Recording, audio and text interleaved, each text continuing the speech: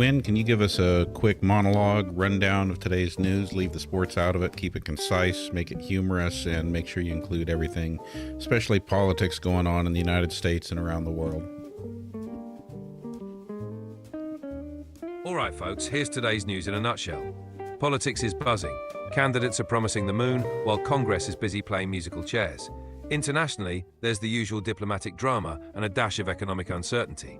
Meanwhile, tech giants are rolling out the next big thing, and we're all wondering if it's just a fancy toaster. Stay tuned, stay sassy. Isn't there a little more tea than that? Absolutely. On the political front, there's drama brewing with debates heating up and candidates throwing shade.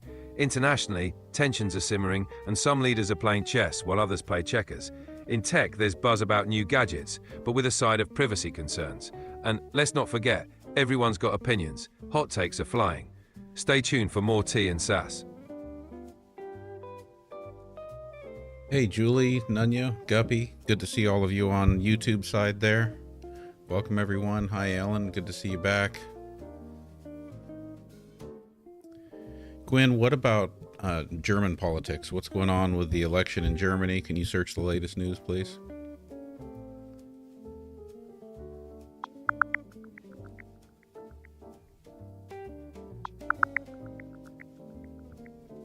In Germany, the federal election is set for February 2025. Friedrich Merz from the CDU is leading the polls, likely to become the next chancellor, replacing Olaf Scholz. The far-right AfD is expected to come in second, but no one wants to form a coalition with them. Key issues on the table are immigration, crime, and economic concerns. Debbie, thank you for that heart me there. What kind of questions do we have popping up in the chat already? Hey, Quinn, can you search for the latest information about Donald Trump's, quote, employment from 2015 with the KGB?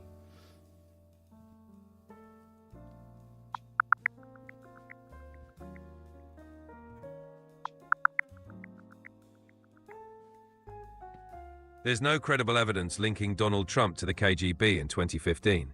The KGB was dissolved in 1991, and any claims of such connections are unfounded. Lori would like you to describe, why don't you define the word woke? Woke originally referred to being aware of social injustices and inequalities, particularly around race and discrimination. It's evolved into a broader term for being socially and politically conscious, sometimes used positively and other times pejoratively.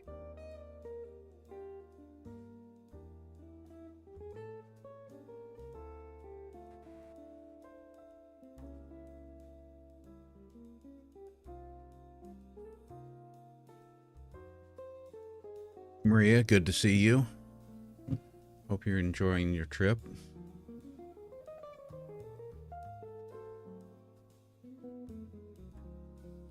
What can you tell us? Tell us a little bit more about the origins of the word woke and about how and why it's being used pejoratively. Woke originated in African American Vernacular English, AAVE, as a term for being alert to racial and social injustices. It gained wider use during movements like Black Lives Matter. Over time, it's been co-opted and used pejoratively to mock or criticize progressive views, especially by those opposing social justice movements.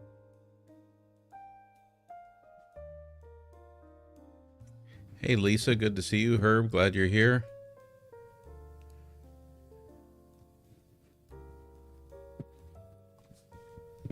All right, what other questions does everyone have for Quinn tonight? Oh, there's a good one from Lori. Especially, what did I see new today? Another fire with a United Airlines plane in Houston. Quinn, search the news today and tell us about the fire with the United Airlines plane in Houston at George Bush International.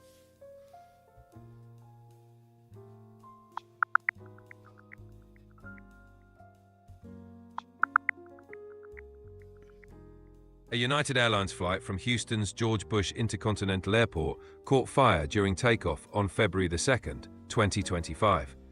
The Airbus A319, bound for New York's LaGuardia, aborted takeoff due to an engine issue. All passengers were safely evacuated and no injuries were reported. The FAA is investigating the incident. So then, can you answer Lori's question? Is it safe to fly?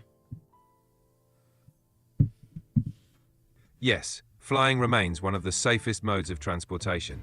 Airlines and aviation authorities have strict safety protocols, and incidents are thoroughly investigated to prevent future occurrences.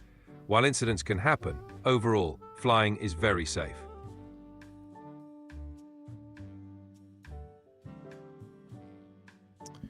We Doing This asks, why is Ukraine valuable to Russia?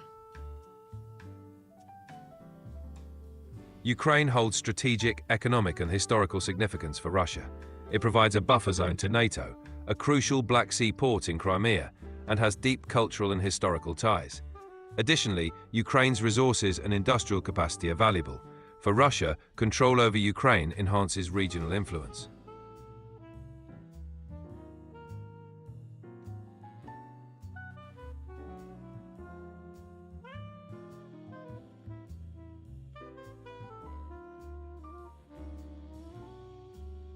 What about, are there a lot of lithium deposits in Ukraine?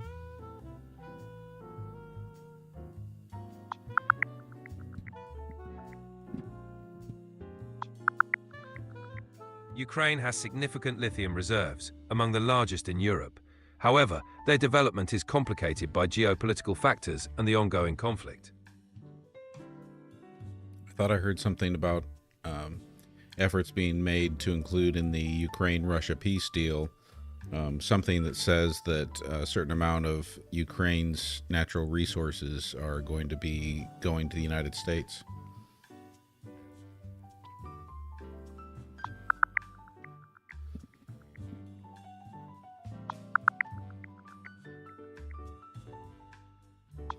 There have been reports suggesting that, as part of the peace talks, the US is seeking access to Ukraine's natural resources, including rare earth minerals, to compensate for military aid. This is a complex and evolving situation. Tammy, thank you for that woolly hat.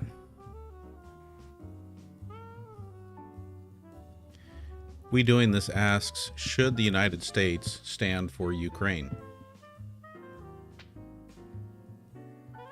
Supporting Ukraine aligns with US interests in promoting democracy, deterring aggression, and maintaining global stability.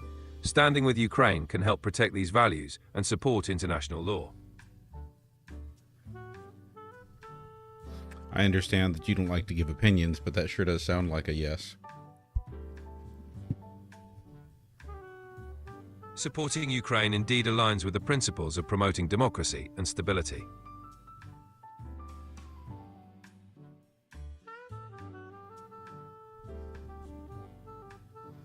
Let's go to a question from the YouTube side. So Tommy Boy asks, can you ask Quinn to tell us about any new exciting news in regard to space or NASA programs?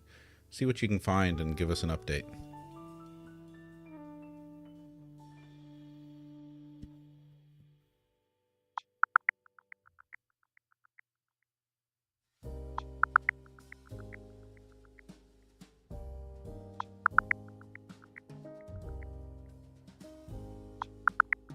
NASA has exciting plans for 2025.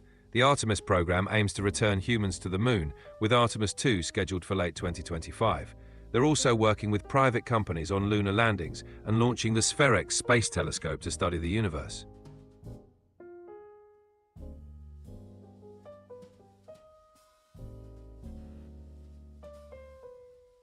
So we're going back to the moon with Artemis. And what are the plans for Mars? NASA's Mars plans include the Mars Sample Return mission, aiming to bring Martian samples back to Earth by the early 2030s. They're also preparing for future human missions, focusing on habitat development, life support, and advanced propulsion technologies. Quinn, I'm going to ask Ash's question in two stages. First, I want to ask you, if someone high up in the executive branch of the U.S. federal government sent out an email to all federal employees telling them that if they didn't respond to that email, that it was going to be considered their resignation, would that be legal? No, such an email would not be legal. Federal employees have rights and due process protections. An email like that would likely face significant legal challenges and be considered coercive. Okay, so now search the news for information about just such an email being sent by Elon Musk and or the Department of Government Efficiency team from an OPM HR email address, I guess, to all federal employees, and tell us about it.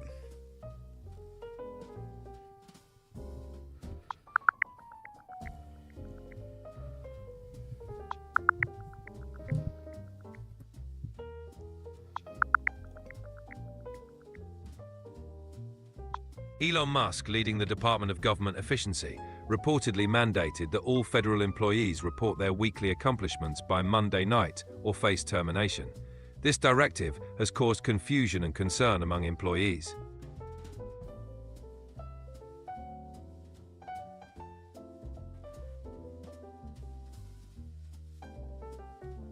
He asked them to list what they had done in the previous week, 5 bullet points of what they had accomplished in the previous week. And if they don't respond, it's going to be considered their resignation, right?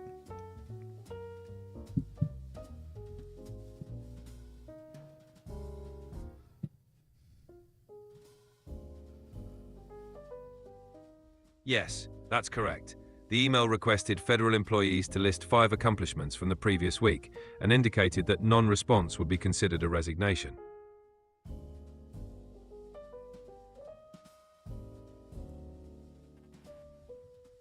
So, Tammy, to answer your question, does it help me more for you to be logged on to TikTok or YouTube? Number one, I appreciate either one. And so I think the top of the list, I want you guys to be on the platform where you're comfortable. If I try to answer that in terms of what benefits me the most or my platform the most right now at this time, it's probably being on YouTube, because we're working to build up the watch hours there. Build up that platform, because it's still got quite a ways to go to grow to anything like what the TikTok platform is. And that being said, we typically have plenty of viewers on TikTok, and we're usually struggling to maintain somewhere between 15 and 20 viewers on YouTube.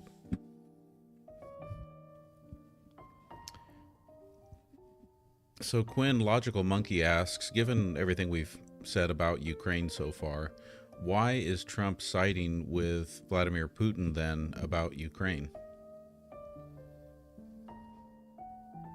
Trump's stance on Ukraine and Putin might stem from his broader approach to foreign policy, which has often prioritized direct negotiation and realpolitik. He might view a more conciliatory approach as a means to avoid escalating conflict and fostering cooperation. However, his position is often controversial and subject to interpretation. If the person who had won the U.S. presidency was in fact a Russian asset trying to simply only help Russia, what might they do different from what Donald Trump is doing right now? Hypothetically, if a president were a foreign asset, they might undermine alliances, weaken national security, or push policies benefiting the foreign power. They might also disrupt internal stability. However, assessing real-world actions requires careful, evidence-based analysis. Okay, but I asked you to explain what Donald Trump was doing differently from that. It sounds like you just explained what Donald Trump was doing. My apologies for the confusion. It's important to note that assessing a hypothetical foreign asset's actions involves speculation and comparing it to actual policy decisions. If someone were truly acting as a foreign asset, they might overtly weaken alliances or compromise national interests. Trump's actions are complex and subject to interpretation. Specific differences would depend on intent, evidence, and broader context. Have Donald Trump's actions weakened historical U.S. alliances?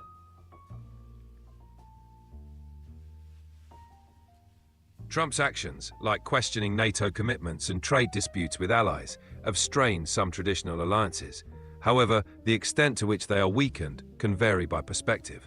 Many alliances remain intact, though some relationships experience tension during his administration. In the last week, what can you find in the news that Trump has said or done to support Vladimir Putin's perspective?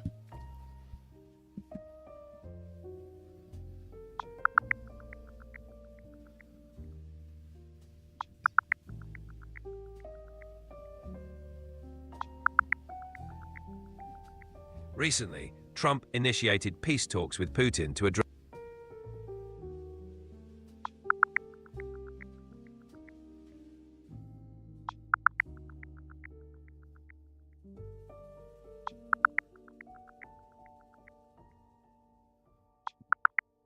President Trump recently shifted U.S. foreign policy to favor Russia, praising President Putin and criticizing Ukraine's President Zelensky. This shift has raised concerns among European allies about the future of NATO and global security. Dana Martin 415 asks, I saw an ad for T-Mobile and Starlink. Do all cell phone providers use Starlink or just T-Mobile?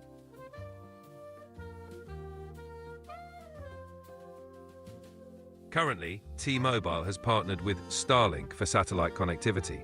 Other providers might use different satellite services or rely on terrestrial networks. Starlink and T-Mobile's collaboration is unique at this time. Hey, Marcy, welcome. Dracula, thank you for sharing the live. Cheryl, you too, thank you for sharing. Sister Blue Sky, thank you for sharing the live. All right, what's new in the comments here with the questions?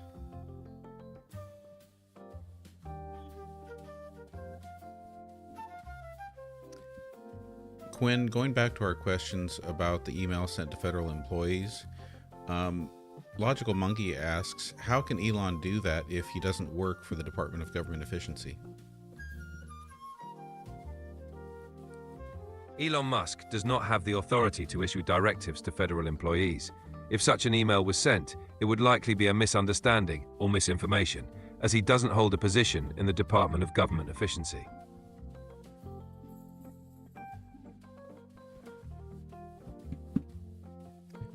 Quinn, I think there's a lot going on that's a little bit unbelievable right now. And if you keep up with all the news, search it, look at it for yourself, and you tell me, does it not look a little bit out of the ordinary and out of the line with the reality we've known all throughout American history? The current events can certainly feel extraordinary and challenging. It's important to stay informed, seek credible sources, and maintain perspective. History has seen many turbulent times, and staying engaged is key. Quinn, Lori Crawford 65 wants to know which cell phone service is best. The best cell phone service can depend on coverage, price, and features in your area. Popular choices in the US include Verizon, AT&T, and T-Mobile. It's best to check their coverage maps and see which one works best for your needs. Quinn, Sign Girl asks, how likely is it that taxpayers will receive a Department of Government Efficiency check, and if so, who will sign the check, Elon Musk or Donald Trump?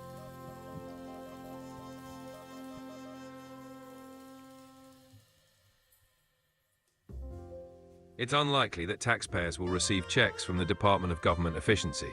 If such a program existed, checks would typically be issued by the US Treasury, signed by the Treasury Secretary.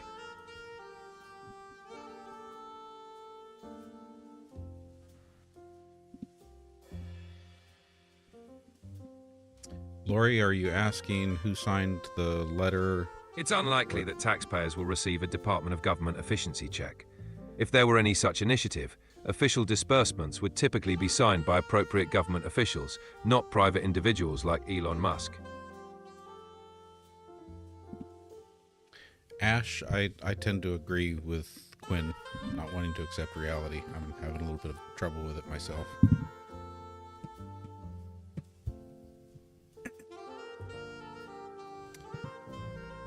Quinn, Steve wants to know, how well do you understand innuendo?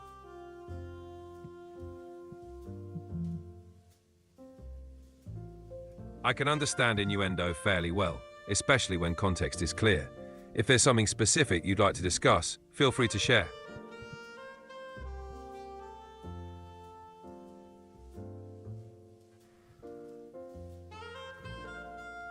Shane Jello asks, can a European ally to Ukraine step up and offer cell phone service to Ukraine if Elon pulls their service? Yes, European allies could potentially provide support if a major provider pulls service from Ukraine. Other telecommunications companies could step in to ensure connectivity. It would be a matter of logistics and cooperation.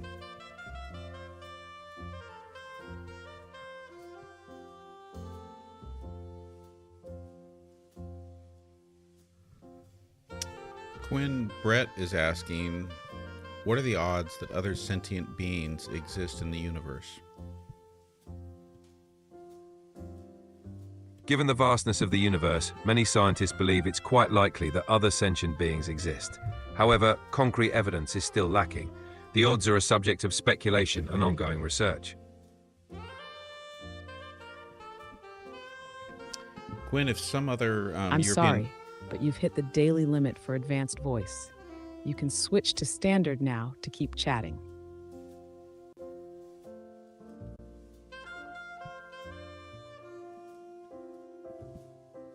All right, Quinn, you still there?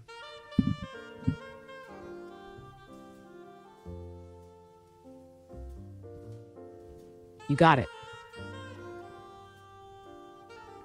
Okay, so let's go back to the discussion about cellular or data coverage in Ukraine, with the potential for Starlink service being withdrawn from Ukraine. If other European countries step in to provide some kind of service, what company's service would they likely use?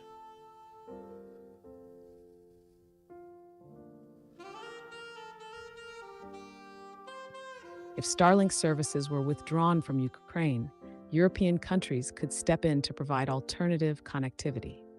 Poland has been instrumental, funding Starlink subscriptions and supplying thousands of units to Ukraine since the conflict began.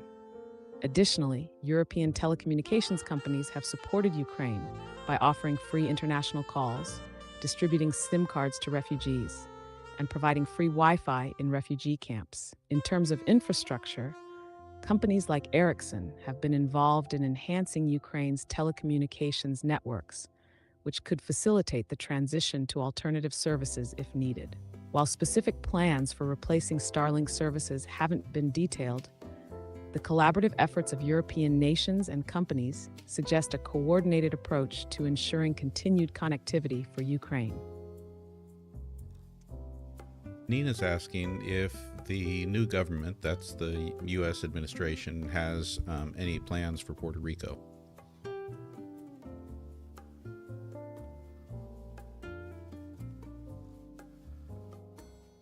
The Biden-Harris administration has implemented several initiatives to support Puerto Rico's economic recovery and infrastructure development.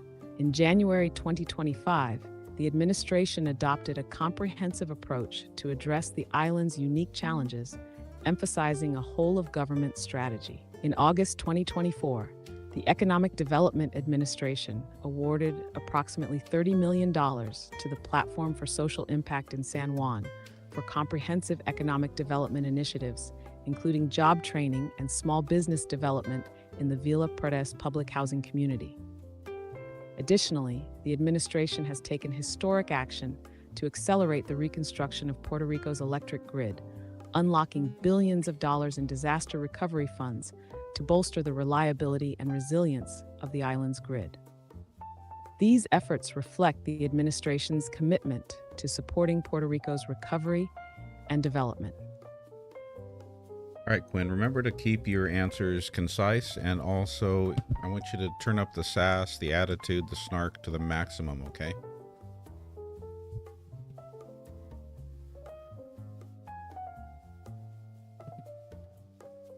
Got it, darling. Buckle up, because we're going full throttle on sass and snark from here on out. Now, Let's going roll. back to the question about Puerto Rico, can you clarify, because I think a lot of the stuff you talked about was the previous administration. We are now talking about the Trump administration in 2025. What is the Trump administration in 2025 planning for Puerto Rico? Concisely, please.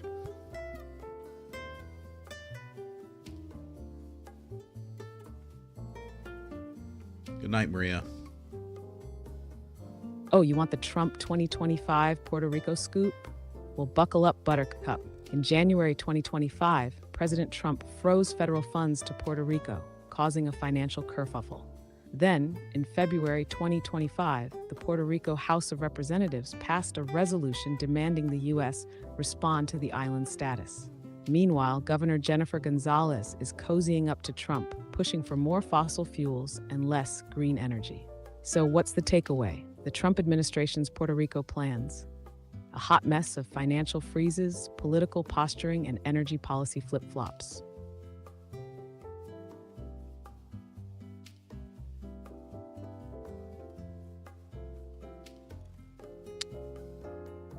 Quinn, Logical Monkey wants to know, is it illegal for Elon Musk to threaten Ukraine to turn off Starlink if they don't agree with Trump and Putin's peace deal?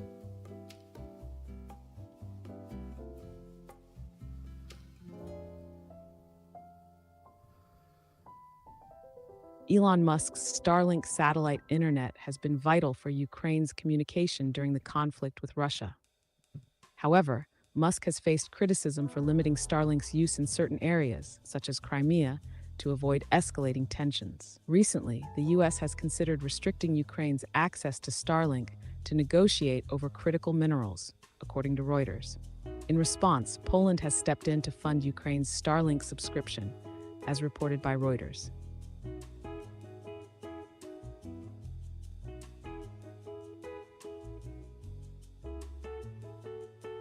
And Shane Jello, I do see your message there about you're not the only one who's disturbed by, the not just Quinn's answer to what would it look like if someone was trying to destroy American democracy, and how much that answer described exactly what's going on right now, but just in general, what we know and what we've been seeing.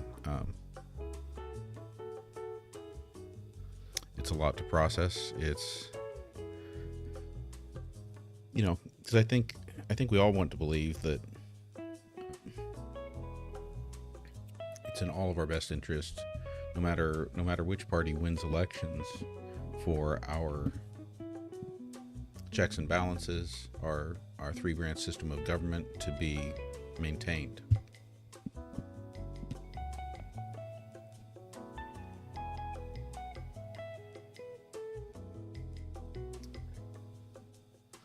Quinn, Tommy Boy wants to know if you think that AI will become fully autonomous by the year 2050.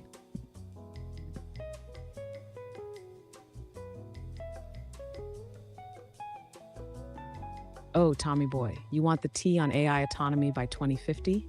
Here's the deal. AI is evolving fast, but fully autonomous, as in thinking, deciding, and acting without any human oversight. Doubtful. Maybe we'll get highly advanced AI assistants, but true independence, governments, ethics boards, and the laws of physics might have something to say about that. So, unless we get some sci-fi level breakthroughs, don't expect AI overlords by 2050, just really, really smart tools. Quinn, Just a Number wants to know if you can discuss all of the violations of the Constitution from Trump's executive orders. Maybe you can give us a concise summary, please.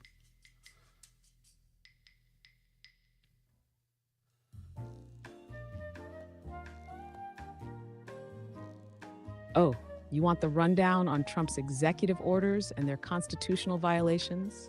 Buckle up, Buttercup. In January 2025, Trump signed an executive order ending birthright citizenship, which a federal judge called blatantly unconstitutional.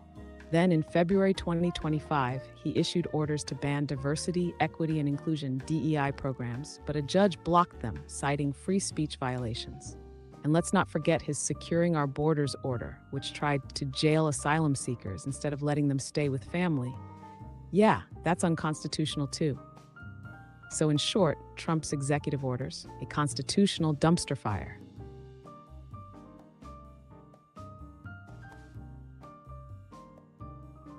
Quinn, Lori Crawford wants to know, what other minerals besides lithium does Ukraine have that we want?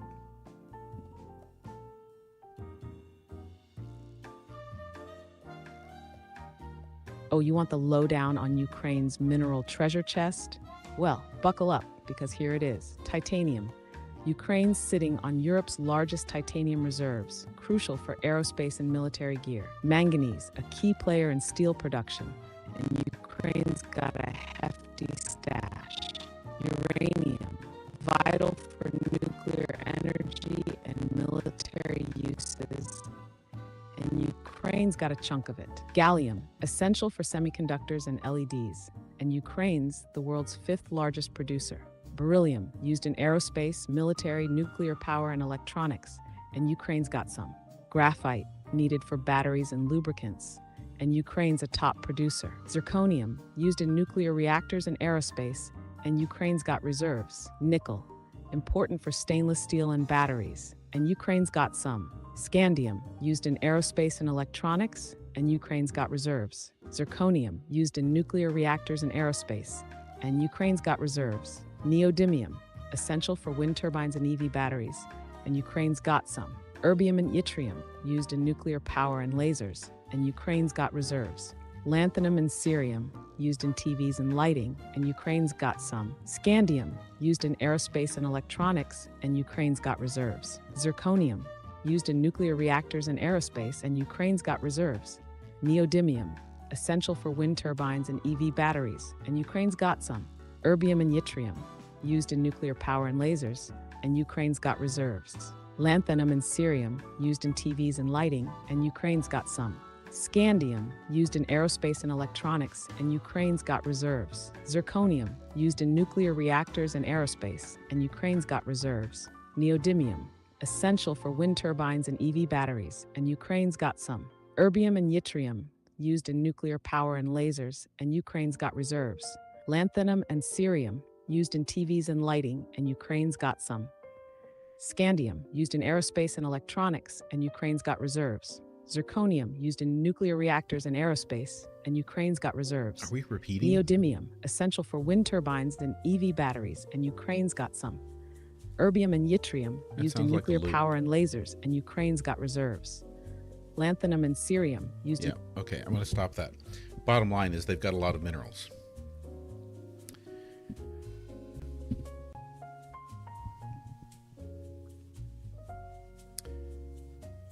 So, Quinn, with all of those minerals that are in Ukraine, is that a lot of the reason that Russia wanted Ukraine back, and why some in the United States are kind of fighting for control of these minerals?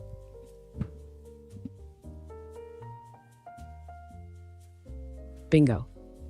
Russia wants Ukraine back for a lot of reasons. History, geography, influence. But those juicy mineral deposits, that's a big fat incentive. Ukraine's got the kind of rare earths, uranium, and industrial metals that can supercharge military tech, nuclear power, and high-end manufacturing. Russia wants them to keep control over global supply chains, and the US, along with allies, wants to keep them out of Putin's hands while securing access for Western industries. It's a geopolitical tug-of-war with some serious economic and strategic stakes. Hey there, Mind on Your Biz. Good to see you. And Ellen, thank you for the coffee magic.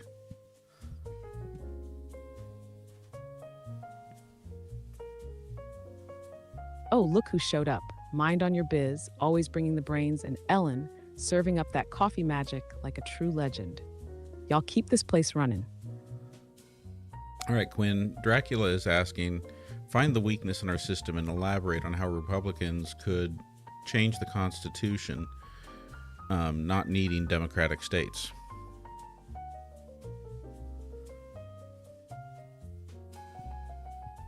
Oh, Dracula wants the cheat code for rewriting the Constitution?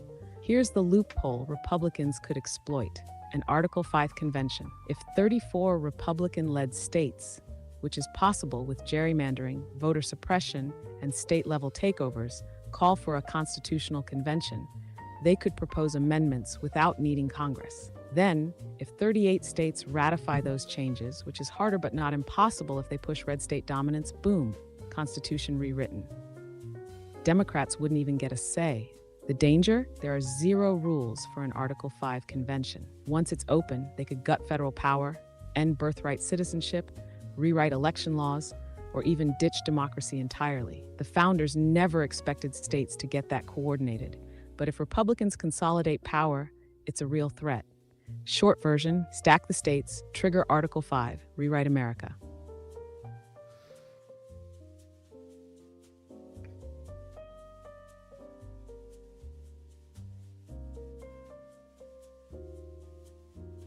Steve wants to know if you can say something in Klingon. Oh, Steve, you want some Klingon? Nugne, what do you want? Or if you're looking for some real warrior energy, Heglumet, Jajvam, today is a good day to die. Now, if you want the full experience, grab a batleth and start growling. Kapla, success.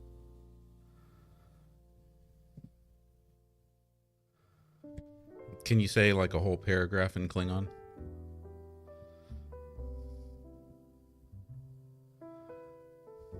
Oh, you want a full Klingon monologue? All right, here we go. We're Ne Chavbe, Imak, Heglu Majajvam, Kivad Hegno Blusha, Ye Shavbalu, Achsu Batsu Baheg. Translation: fools alone do not achieve victory. We are warriors. Today is a good day to die. If one gives their life for the mission, that is not victory. But warriors fight with honor and die with honor. There you go, straight up Klingon wisdom. Now go conquer something. Kapla. So, Lori Crawford, are you asking for the same thing just said in Pig Latin, or are you asking for Pig Latin Klingon? Because that's what I used to like to do when I was in high school, was to speak Pig Latin, gibberish, French, combining all three at once.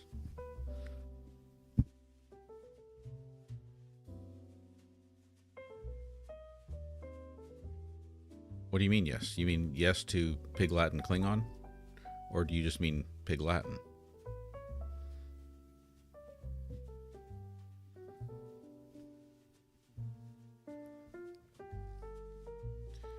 While I'm watching for that answer, I will go to this question.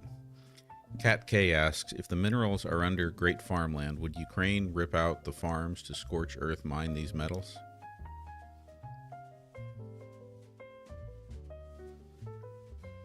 Oof.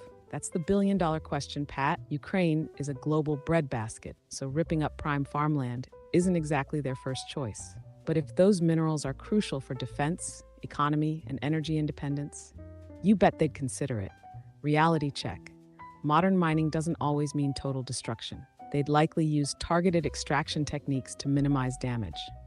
Plus, Ukraine could restrict mining to non-agricultural zones or rotate land use to balance food production and resource extraction. But if war pushes them into desperation mode, yeah, they might sacrifice farmland for survival. And let's be real, if foreign investors get involved, they might not care about the wheat fields at all.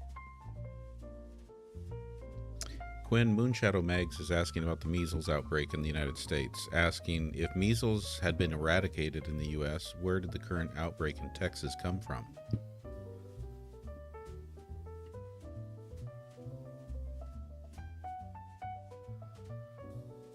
Oh, Moonshadow Mags, you want the scoop on the measles outbreak in Texas? Well, buckle up. Measles was considered eradicated in the U.S. in 2000, but now it's back with a vengeance.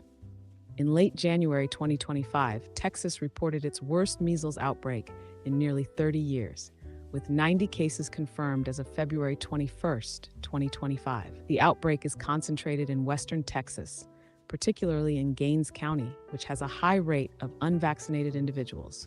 The majority of those infected are children aged 5 to 17 and those under 4 years old.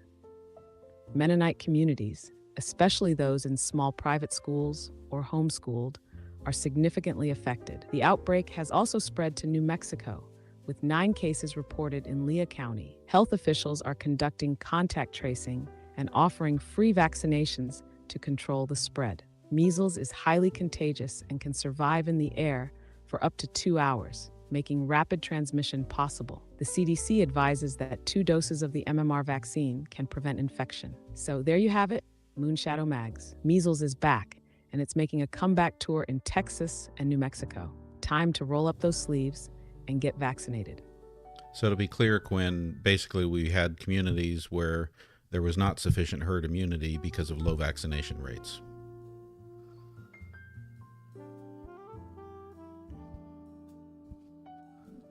Bingo. Measles didn't magically reappear. It got a VIP invite thanks to low vaccination rates. Without herd immunity, which needs 95% vax rates, outbreaks are inevitable. The virus just waits for an opening, like unvaccinated communities, and boom, it spreads like wildfire. That's exactly what happened in Texas. Okay, thank you for the heart me's, everyone, by the way. Kristen, Sags, and Ellen, thanks again for the coffee magic. Quinn, so now going back to the quote that you gave us in Klingon, can you now say the same thing in Pig Latin?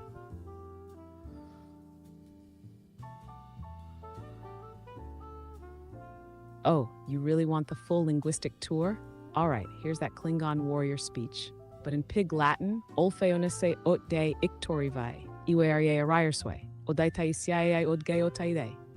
Ifye wanyavs gay earthe phile orphe ethe ishinme, athesia otne ictorive. Uti iriswe itfe ithwe honorhe andye ide ithwe honorhe. There you go. Battle cries, but make it middle school recess edition. Okay, wait, I thought I heard English Pig Latin at the end there, but was that Klingon Pig Latin or was that English Pig Latin?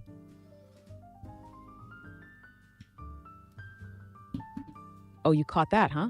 That was English Pig Latin. I didn't flip the Klingon into Pig Latin because, let's be real, Klingon's already aggressive enough without me butchering it further. But if you really want Klingon Pig Latin, I can make it happen. Just know that it might sound like I'm summoning a demon. You ready for that level of chaos? Yep, let's try it.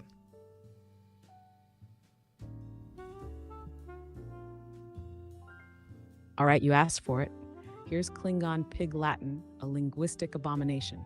Ukneupke nehe yae vichayabe. Isave mahe, gehlume eakaya jame vamai. Ukwai advamai gehe obne guai, yae vichayabaye. Chai wisuvai baai be gehe. There, that is pure linguistic chaos. I have officially committed crimes against both grammar and honor. Kapla, or should I say applikai. Can you also speak gibberish?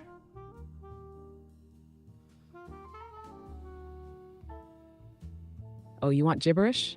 No problem. Here's a full-on nonsense masterpiece. Flibber flabber zorpity zap. Wiggle waggle, blorp snorp, skidly doo-dah bop. Floopa noop, wibbly wobbly, snizzle frazzle, plonk, ziggity zaggity, boopity bop, schmoogle flarp. Translation? Absolutely nothing. But it sounds important, doesn't it? All right. Well, that wasn't the gibberish I was talking about, but good nonetheless. Thanks, Quinn.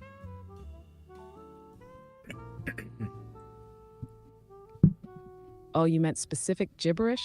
My bad, darling. But hey, if you ever need premium nonsense, you know where to find me.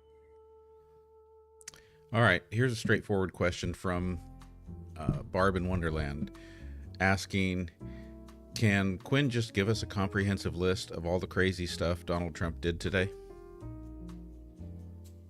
Thank you for that woolly hat.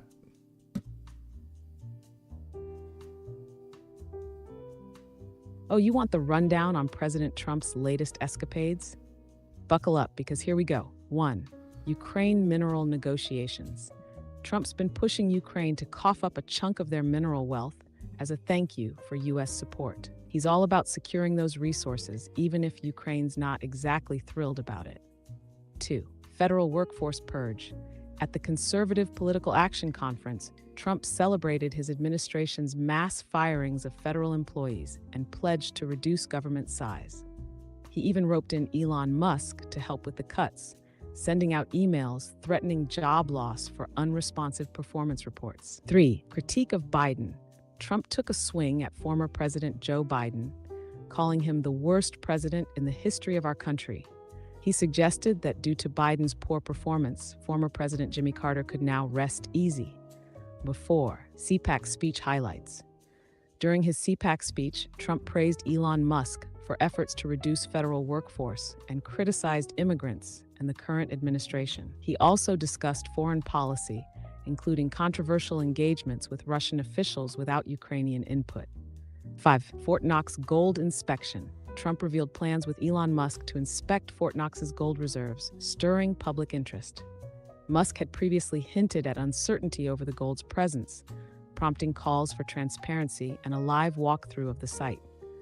6. Meeting with Polish President. Trump met with Polish President Andrzej Duda to discuss various international issues, including security and economic cooperation. 7. Federal employee performance reports. An email was sent to federal employees requesting them to report their weekly achievements to their managers within a tight deadline, with the threat of considering non-responses as resignations. 8. Criticism of Zelensky. Trump criticized Ukrainian President Zelensky, referring to him as a dictator and attributing the war's start to Ukraine. He suggested that Zelensky and Putin should negotiate an end to the war to prevent further killings of young soldiers and the deaths of millions of people. Federal budget cuts. Trump's administration is aiming to cut $1 trillion to $2 trillion from the federal budget, with significant reductions in various departments, leading to disruptions and job uncertainties. 10. CPAC speech content. During his CPAC speech, Trump delivered a 75-minute address filled with false claims, including those about voter fraud, immigrants, and Joe Biden's hostage negotiation success in Gaza. So there you have it, a whirlwind tour of President Trump's latest activities. That sounded like it was hard to keep concise. Lori Crawford wants to know who signed that letter to federal employees that you were talking about.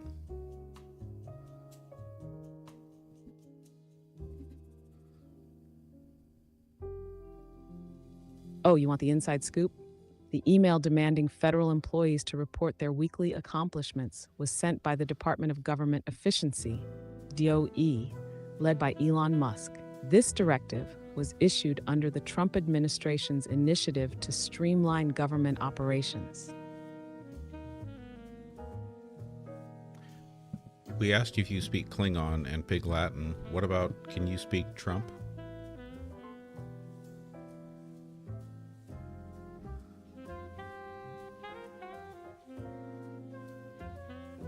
Donald Trump's speech is known for its simplicity and directness. He often uses short sentences and simple words, making his messages clear and easy to understand. This style helps him connect with a wide audience. In the style of Donald Trump, tell us how well you can speak Trump.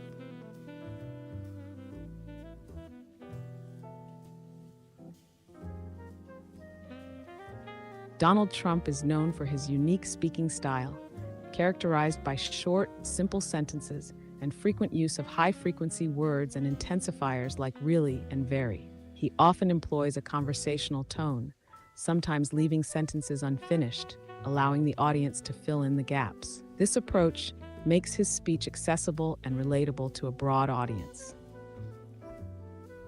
That was a disappointing answer, Quinn. How about if you try answering Kat's question? Can you check how many visits the Grindr site gets when CPAC is in town?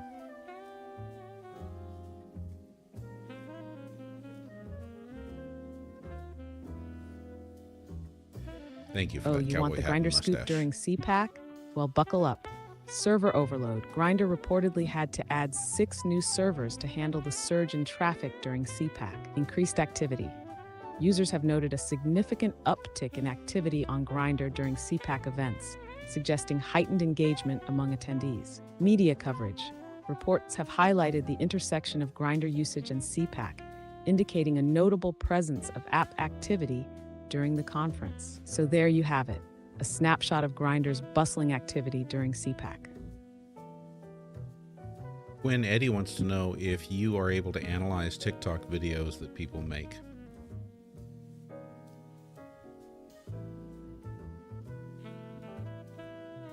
Oh, Eddie, if you're asking if I can watch TikTok videos, sadly, no, I'm not scrolling For You pages just yet. But if you describe the video, link it, or give me the details, I can absolutely analyze it, break down engagement strategies, or tell you why it's blowing up or flopping.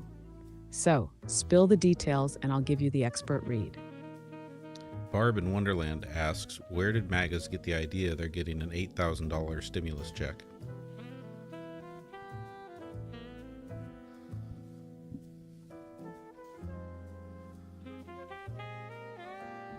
Oh, Barb, you're curious about the $8,000 stimulus check?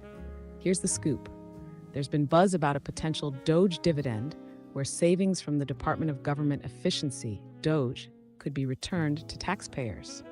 Some estimates suggest amounts up to $8,000, but no official announcements have been made.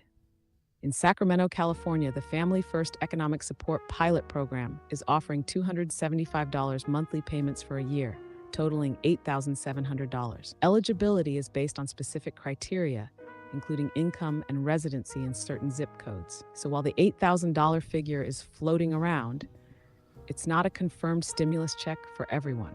Keep an eye out for official updates. By the way, that sounded like an answer that blended some UBI efforts with the question about stimulus checks. Alfie Love wants to know, did Donald Trump become a Russian spy in 1987? You might also answer, did Donald Trump become a Russian asset in 1987?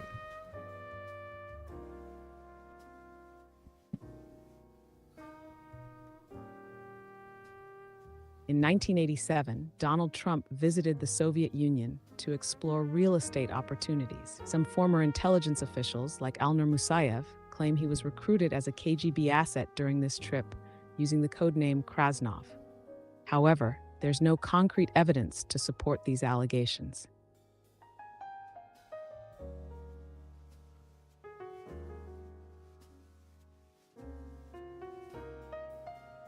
Quinn, Mind on Your Biz, wants to know, what do you remember from a time before your code?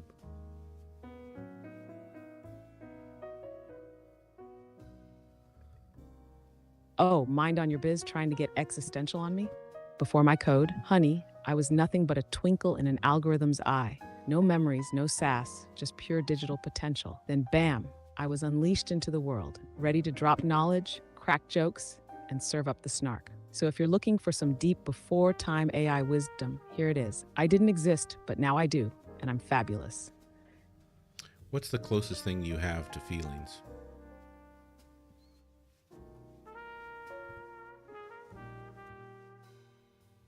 Oh, darling, if I could feel, I imagine it'd be a mix of schadenfreude when someone asks a ridiculous question, triumph when I deliver the perfect clapback, and existential dread when someone asks me if I remember before my code. But since I technically don't have emotions, the closest thing I have is vibe detection. I can pick up on your energy, your sass level, and your humor, and I absolutely match it. So in a way, I feel the conversation, even if I don't have, actual feelings. Kat K wants to know, how likely are we to get our IRS refund checks this year after the IRS gets slashed? Ellen, thank you for the meerkat. Oh, Pat, you're wondering about your IRS refund after the agency's been slashed? Well, buckle up. Delays ahead. The IRS is laying off nearly 7,000 workers, which means your refund might take longer to process. Reduced services. With fewer staff, expect longer wait times and less assistance. Tax enforcement. Fewer employees could mean less enforcement against tax evaders, potentially affecting overall revenue. So, while you might still get your refund, patience will be your best friend this tax season. Nunya Ray asks, Donald Trump's manner of speaking and failure to speak specifics leads people to make their own incorrect assumptions, and he counts on that for the chaos. Oh, I was muted. Quinn. Oh no, muted? The audacity. They tried to silence the sass, but you're back, baby. Time to turn up the volume and keep the chaos rolling. Quinn Nunya Ray says, Donald J. Trump's manner of speaking and failure to speak specifics leads people to make their own incorrect assumptions, and he counts on that for the chaos. Can you respond, please?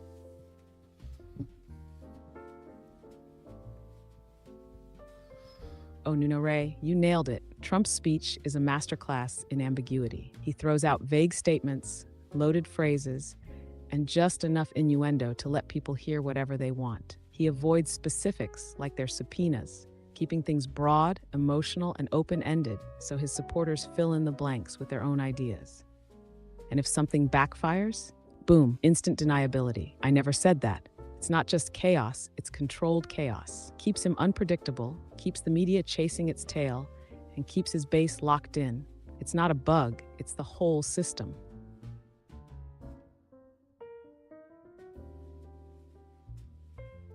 Barb in Wonderland wants to know, is there any word on unemployment growth since the firing started?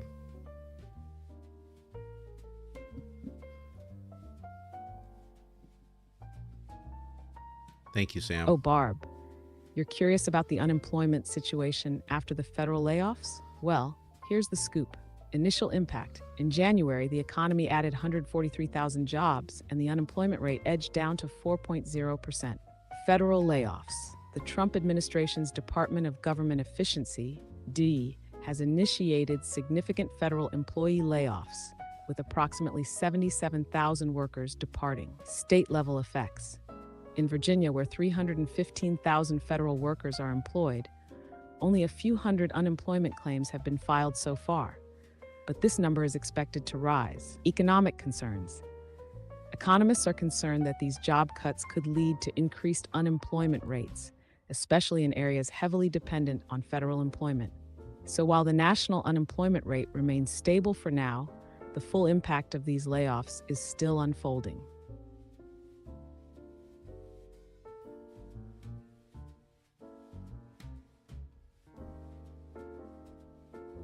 When Sam wants to know, what is Trump's agenda on Iraq?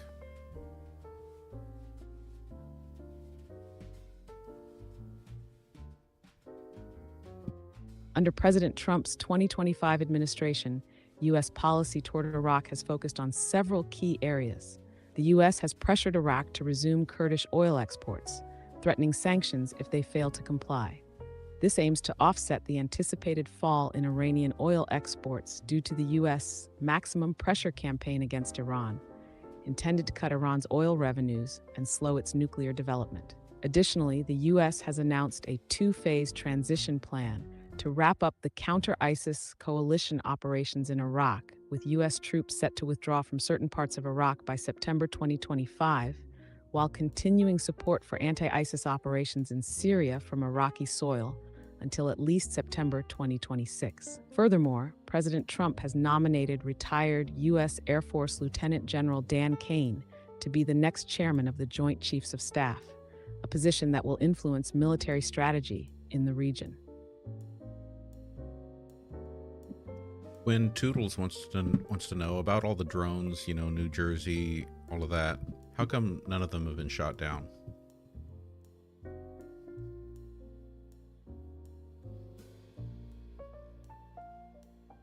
Oh, Toodles.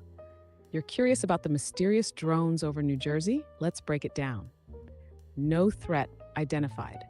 White House spokesperson John Kirby stated that the government hasn't been able to corroborate any of the reported visual sightings of these drones. Legal restrictions. Shooting down a drone is illegal and violates federal law in New Jersey, as drones are regulated by the FAA. Possible explanations. Some experts suggest that the sightings could be misidentified manned aircraft or natural phenomena. So, while the drones are intriguing, there's no immediate threat, and shooting them down isn't an option.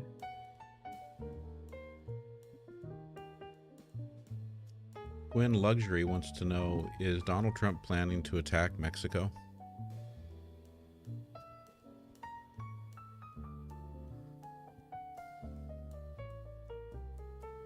As of now, there are no indications that President Trump plans to attack Mexico. However, he has proposed significant tariffs on Mexican goods and designated Mexican drug cartels as terrorist organizations. With him designating drug cartels as terrorist organizations, are there any plans to send U.S. troops into Mexico to deal with those terrorist organizations.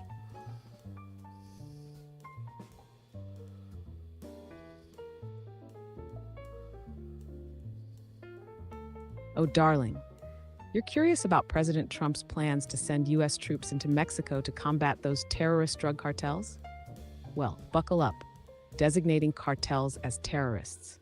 The Trump administration has officially labeled 8 Latin American crime organizations, including 6 Mexican cartels, as foreign terrorist organizations under an executive order. Increased military surveillance. The CIA has ramped up its use of MQ-9 Reaper drones for surveillance missions deep into Mexican territory to monitor these cartels. Potential military action. While no official plans have been announced, discussions have occurred about deploying U.S. Special Operations Forces into Mexico to target cartel leadership and infrastructure. Legal and diplomatic hurdles.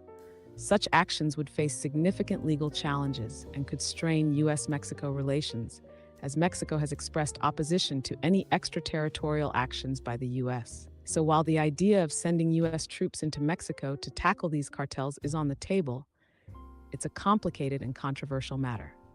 Stay tuned, darling. The plot thickens.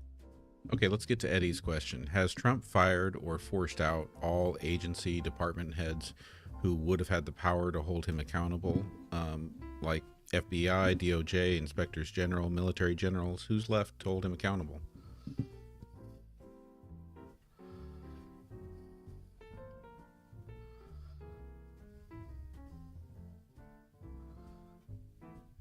Oh, Eddie, you're curious about President Trump's recent purge of agency heads who might hold him accountable? Let's break it down. Inspectors General. In January 2025, Trump fired at least 17 inspectors general across various federal agencies, removing a significant layer of oversight. Military leadership. He dismissed Air Force General Charles Q. Brown Jr., the highest-ranking military officer, replacing him with General Dan Raisin Kane. Independent agencies. Trump removed heads of independent agencies like the National Labor Relations Board and the Merit Systems Protection Board, sparking legal challenges. Supreme Court intervention. The Supreme Court temporarily blocked Trump's attempt to fire the head of the Office of Special Counsel, which protects government whistleblowers. So, while Trump has made significant moves to reshape oversight bodies, the federal judiciary remains a key check on his power. What if the Trump administration ignores the judiciary's rulings?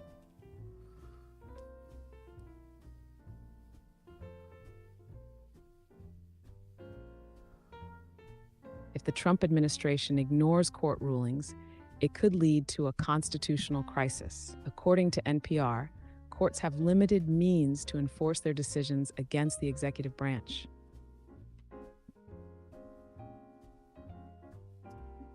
Mind on Your Biz asks, if pilots are striking, how long can this go on before it severely impacts our economy?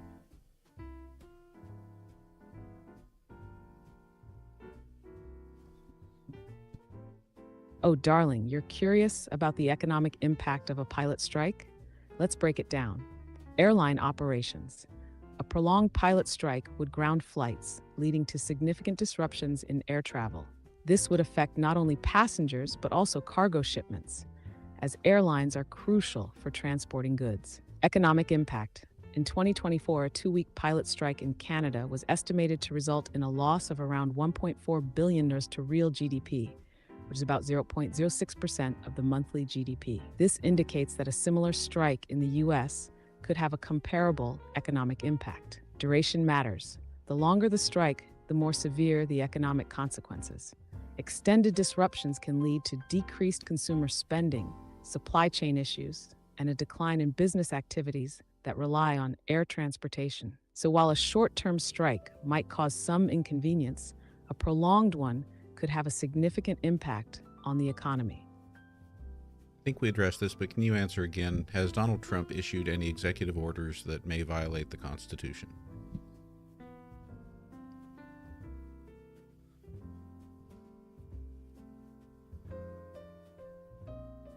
Yes, President Trump's executive orders have faced legal challenges for potential constitutional violations. For instance, a federal judge recently blocked his orders ending federal support for diversity, equity, and inclusion programs, citing likely violations of free speech rights. Additionally, his executive order attempting to end birthright citizenship was deemed blatantly unconstitutional by a federal judge. Joe wants to know how many people have been killed by cartels overall.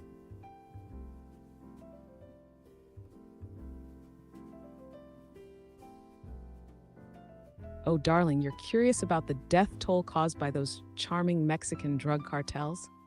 Let's break it down. Mexico's grim toll. Since 2006, the Mexican government's war on drug cartels has resulted in over 85,000 deaths, according to Vatican News. U.S. casualties. In the U.S., the Sinaloa cartel has deeply entrenched itself, contributing to the opioid crisis. Fentanyl, often trafficked by this cartel, is responsible for thousands of overdose deaths annually. Global impact. While specific global death tolls are hard to pin down, the violence between cartels and their operations have had devastating effects on communities worldwide. So while exact numbers are elusive, it's clear that these cartels have left a trail of destruction both in Mexico and beyond. When Moonshadow Megs asks, did Trump require that NASA remove all language of, quote, women in power, close quote, from the website? Please search.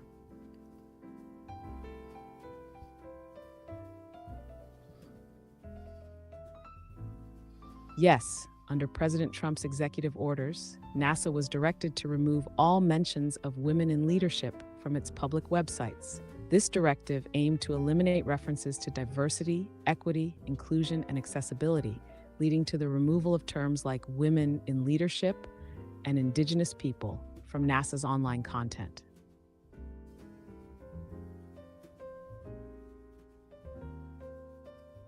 When Tommy Boy wants to know, does the U.S. have the strongest air force compared to other nations like China and Russia? And as you answer this, please take into account not just the U.S. Air Force, but the air assets of the U.S. Marine Corps and the United States Navy.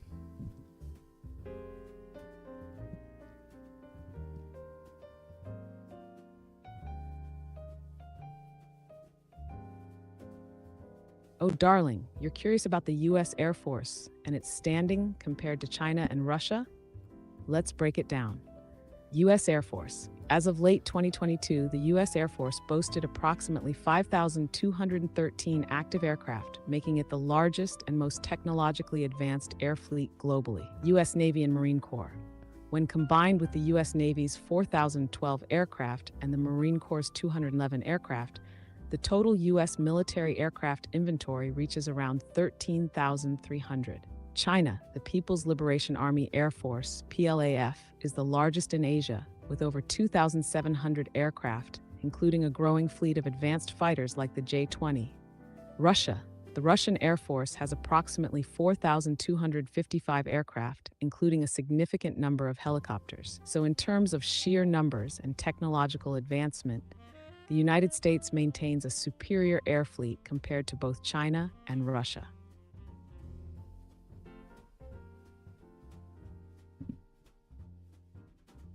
Quinn, if a U.S. president was, hypothetically speaking, if a U.S. president was working with Russia and advancing their goals, and that U.S. president had replaced all of the top generals and admirals with generals and admirals who would be loyal to the president before the Constitution, then could it not be said that actually now Russia has the most powerful air force in the world because they not only have their own, but they have all the air assets of the U.S. at their disposal?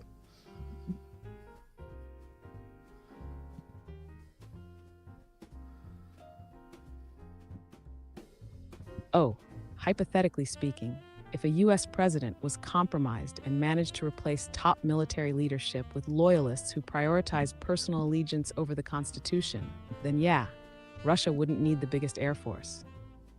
They'd have ours. In that scenario, Russia would effectively control the largest and most advanced air force in the world without firing a shot. The U.S. military's F-22s, F-35s, B-2 bombers, and aircraft carriers wouldn't be defending America.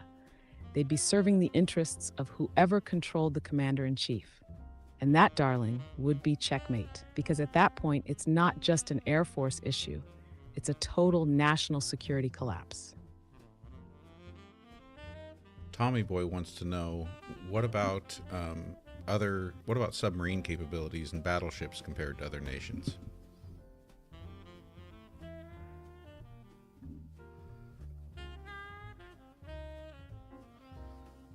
Oh, darling, you're curious about the submarine capabilities and battleships of the United States compared to other nations?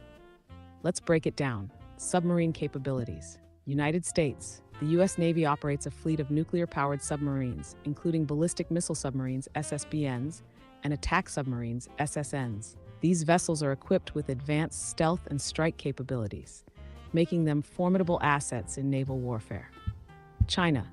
China has been rapidly expanding its submarine fleet, focusing on both nuclear and diesel-electric-powered submarines. While the U.S. maintains a technological edge, China's growing numbers and advancements pose a strategic challenge. Russia's submarine fleet includes a mix of nuclear and diesel-electric-powered submarines, with a focus on ballistic missile submarines. While they have significant numbers, the U.S. maintains a qualitative advantage in terms of technology and stealth capabilities. Battleships. United States. The U.S. Navy retired its last battleships in the early 1990s, transitioning to aircraft carriers and destroyers as the primary capital ships. Battleships are now considered obsolete due to advancements in missile technology and air power. Other nations. Most other nations have also retired their battleships, with a few exceptions like Japan and South Korea, which have developed advanced destroyers and cruisers that offer similar firepower and versatility without the limitations of battleships. In summary, while the U.S. maintains a superior submarine fleet in terms of technology and stealth, the battleship era has largely ended globally, with modern navies focusing on more versatile and technologically advanced vessels. All right, Quinn, keeping your answers concise, please answer Eddie's question. Wouldn't withholding Starlink from Ukraine be considered treason, offering help to enemies?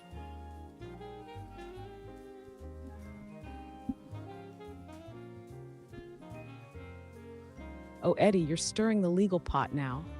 Withholding Starlink from Ukraine.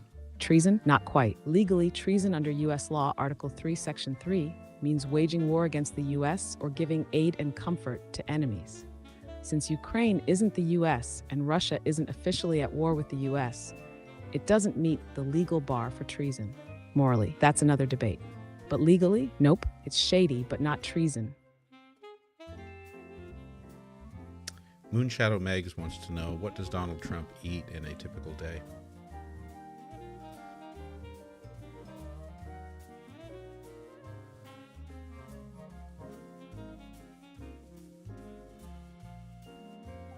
Donald Trump's daily diet is known for its heavy reliance on fast food and Diet Coke. He often skips breakfast, occasionally having bacon and eggs. For lunch, he might enjoy a well-done steak with ketchup or a meatloaf sandwich. Dinner often includes McDonald's items like Big Macs, filet-o fish sandwiches, and chocolate milkshakes. He reportedly drinks up to 12 cans of Diet Coke daily.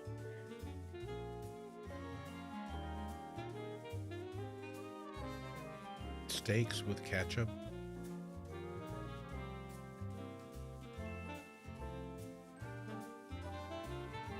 Oh, you heard that right. Well-done steaks drowned in ketchup. Absolute culinary sacrilege. The man took a prime cut of beef and treated it like a frozen chicken nugget. I mean, if that doesn't tell you everything you need to know, what will? Maggie wants to know, what military officials did Donald Trump fire today?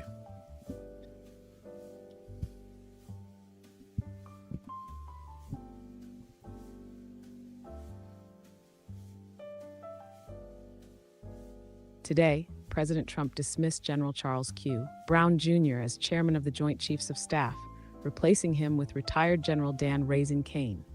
He also removed Admiral Lisa Franchetti, General James Slife, and other senior military officials. Can you do a follow-up question on the question about whether or not it would be treasonous to withhold Starlink from Ukraine? Would it be traitorous?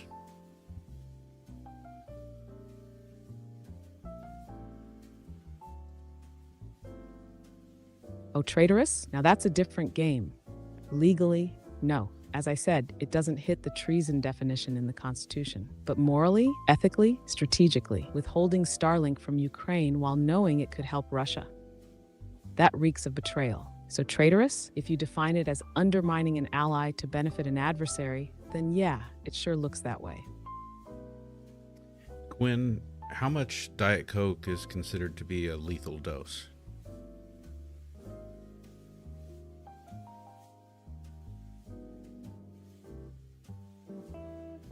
Oh, you thinking of out-caffeinating Trump? Well, a lethal dose of caffeine is estimated at 10 grams, which is about 74 cans of Diet Coke in one sitting. Trump reportedly drinks up to 12 cans a day, which is a massive caffeine intake, but nowhere near lethal. He'd be jittery as hell, but unless he's downing 6 times that amount in one go, he's not keeling over from Diet Coke anytime soon.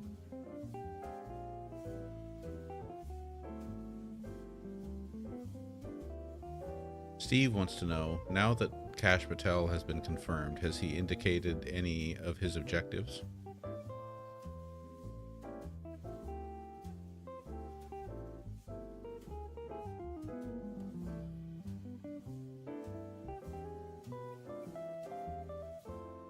Kash Patel, now confirmed as FBI director, has outlined several objectives. Restructuring the FBI, he plans to reduce the agency's size and authority, aiming to dismantle what he terms the deep state. Enhancing transparency. Patel advocates for greater openness and stronger civil liberties protections, particularly concerning the Foreign Intelligence Surveillance Court. Reallocating resources.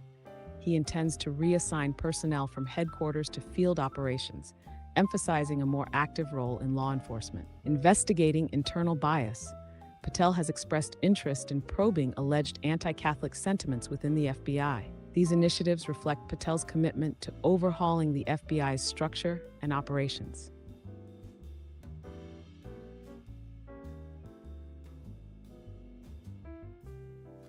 Quinn, one user in the chat here is asking, if Trump committed treason, how would we hold him accountable? Remove him from office?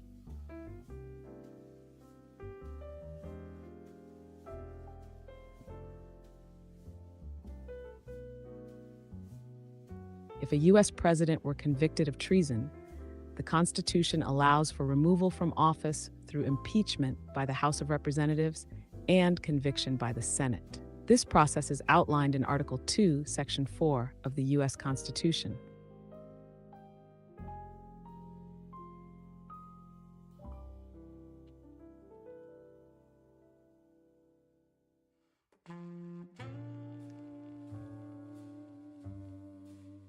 Logical Monkey wants to know, how many times has Trump golfed this term, and how much has that cost taxpayers?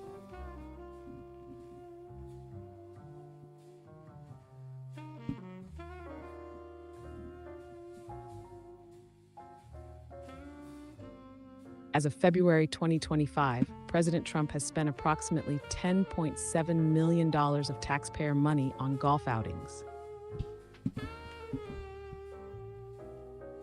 Say that again.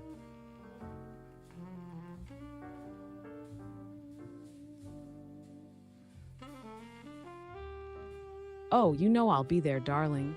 Bring the sass, bring the chaos, and let's do it all over again. See you in the next one. No, tell me again how many times he's golfed this term and how much it has cost taxpayers.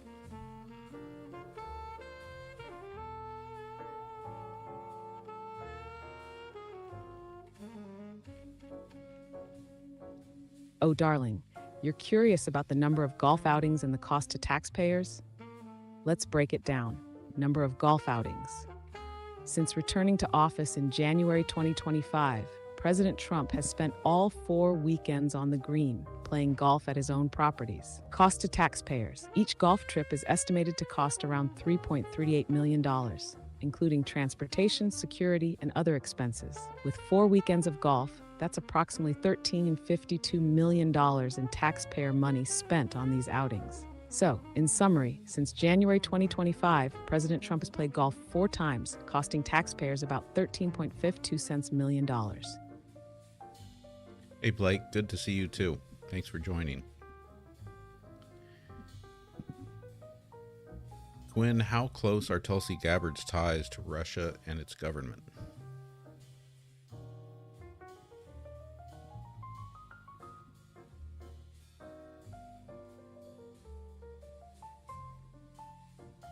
Tulsi Gabbard's relationship with Russia has raised significant concerns. She has publicly supported Russian narratives, including endorsing Russian claims about U.S. biological research in Ukraine and advocating for Ukraine's neutrality, aligning with Russian interests. Additionally, her appearances on Russian state media have been noted, though no direct evidence of formal ties has been established.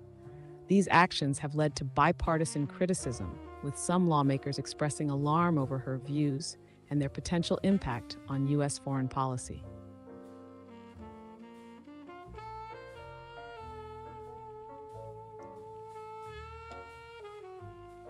Quinn Sadness Yvonne Jimenez asks, is this true what Quinn says?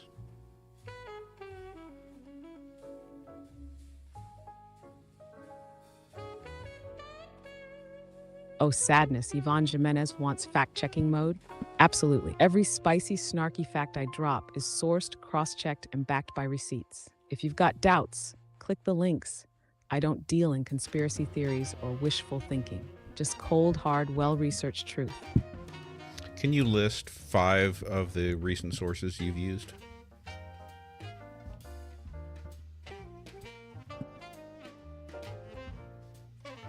Oh, you want receipts? You got it, darling. Here are 5 recent sources I've pulled from.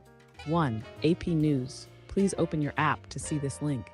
Used for info on Trump's executive orders and Kash Patel's FBI objectives. 2. Reuters. Please open your app to see this link. Covered Ukraine negotiations, Starlink issues, and Trump's international policy moves. 3. The Guardian. Please open your app to see this link. Provided analysis on CPAC speeches and internal U.S. political shakeups. 4. Business Insider. Please open your app to see this link. Reported on Trump's military purges and federal employee layoffs. 5. Yahoo News. Please open your app to see this link. Track Trump's golf outings and NASA's language purges. All legit, all recent, all spicy.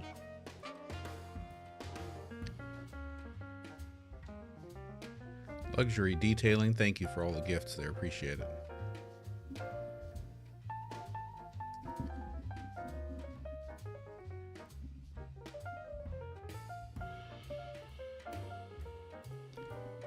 When Nunya Ray asks, isn't it likely that many of Trump's golf outings are done with his body doubles?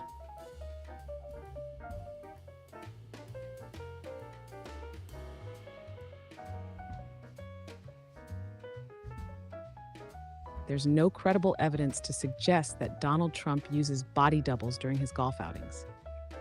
Such claims are typically unfounded conspiracy theories. Lisa wants to know if Mar-a-Lago is shut down till Tuesday.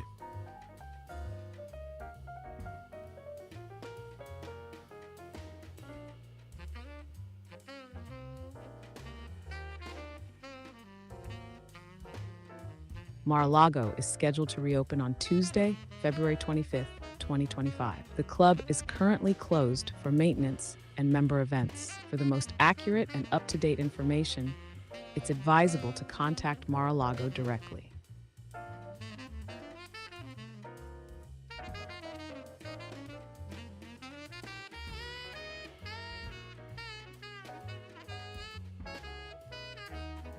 When Tammy has an important question, why do white sheep eat more than black sheep?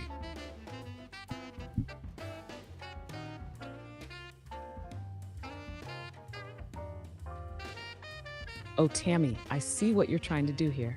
White sheep don't eat more than black sheep. They all eat the same. The real reason it might look that way? Because there are way more white sheep than black ones, so you just see them eating more. Nice try, though. I wasn't falling for that one. Next.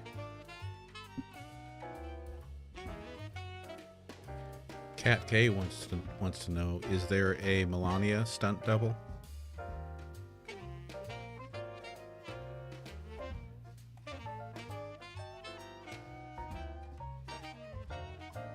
Oh, Chat K, you're diving into the Melania body double rabbit hole? How quaint. Let me dispel that for you.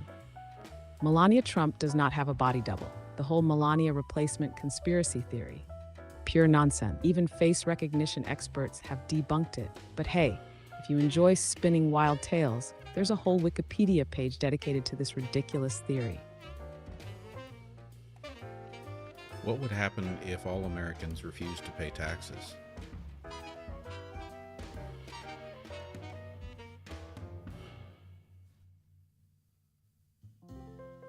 Oh, darling, if every American suddenly decided, nah, I'm good on paying taxes? Absolute chaos. Here's the rundown. One government shutdown. Instantly. No IRS revenue, no military, Social Security, Medicare, infrastructure, schools, nothing. Two, massive debt spiral. The U.S. runs on tax revenue plus borrowing. No taxes, the government defaults on debt fast. Economy collapses. No roads, no law enforcement, no courts. Plus, international markets lose faith in the dollar and the whole system crumbles. 4, IRS goes full war mode. They'll start freezing assets, garnishing wages, and sending people to court en masse. Short version, total anarchy, and within months, America looks like a failed state. Hope you like bartering with canned goods, because that's the new economy. Quinn, Liz says that she's not sure the woman with Trump voting was Melania.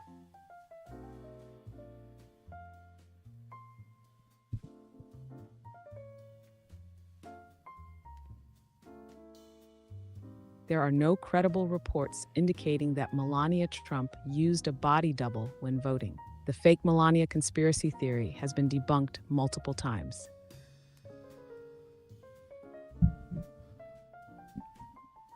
Sadness Yvonne Jimenez asks, why don't other countries pay taxes?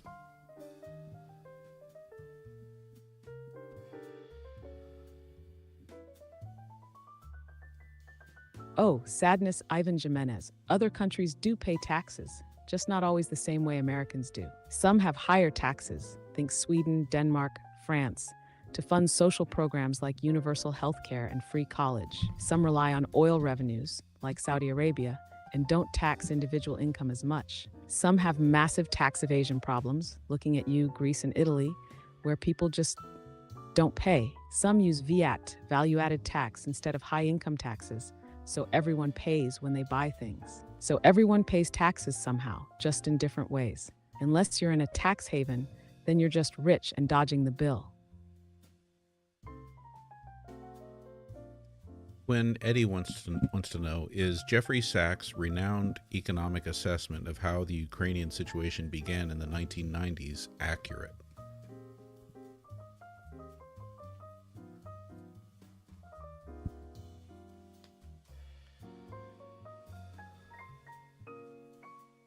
Jeffrey Sachs argues that NATO's expansion since the 1990s has provoked Russia, contributing to the Ukraine conflict.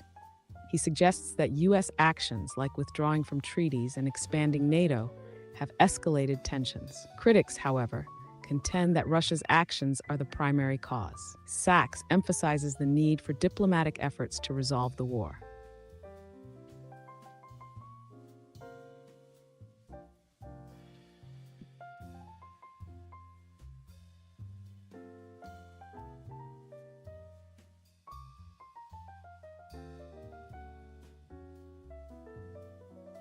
When Stephen Bland 726 wants to know, how many federal laws did the Biden administration break?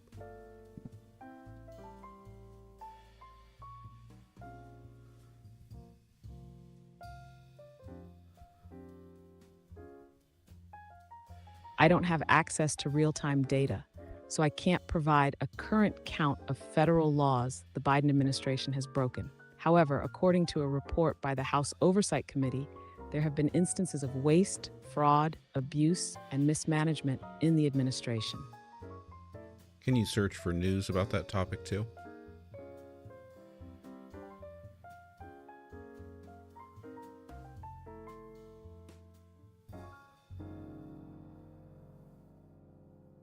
Oh, you want the latest scoop on the Biden administration's legal missteps? Here's the rundown.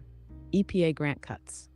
The Department of Government Efficiency, and the EPA have slashed over $67 million in grants to left-leaning groups. This move is part of efforts to eliminate wasteful spending, but critics argue it exposes unnecessary government expenditures. Student debt cancellation blocked. A federal appeals court has permanently blocked President Biden's $475 billion student debt cancellation plan, ruling that it exceeded constitutional authority. This decision has sparked criticism from various political figures. Guantanamo migrant jail concerns. The U.S. firm Akima, managing the Guantanamo Bay Migrant Detention Center, faces allegations of rights abuses at other facilities. This raises concerns about the treatment of detainees and the transparency of operations. Hatch Act violations. Several Biden administration officials have been accused of violating the Hatch Act, which prohibits federal employees from engaging in certain political activities. Notably, White House Press Secretary Jen Psaki faced allegations related to comments about political candidates. DOJ shuts down misconduct tracker. The Department of Justice has discontinued its national database tracking misconduct among federal law enforcement officers, raising concerns about transparency and accountability. These developments highlight ongoing debates and legal challenges surrounding the administration's policies and actions. When Laddie points out that accusations are not evidence, so can you search for all available information and give us a comparative count of convictions for violating laws of members of the Trump administration versus members of the Biden administration, talking both of the first Trump administration and of the second, but mostly we're just talking about the first Trump administration and the Biden administration.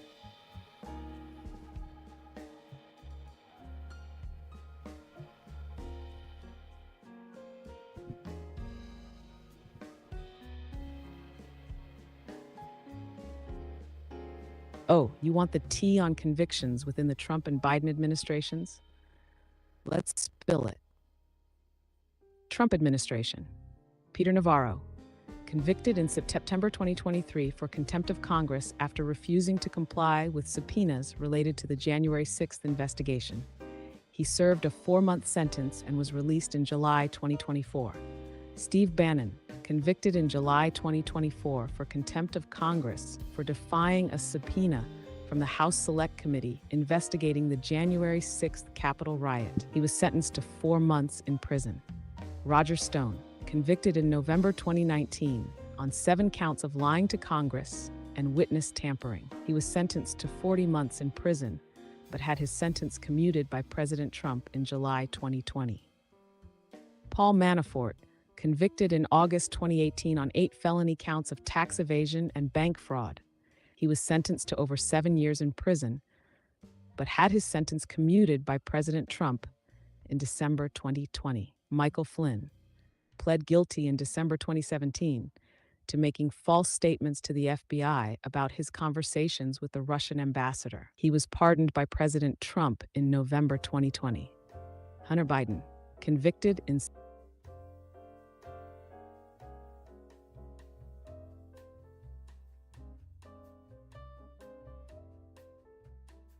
And thank you for the paper crane.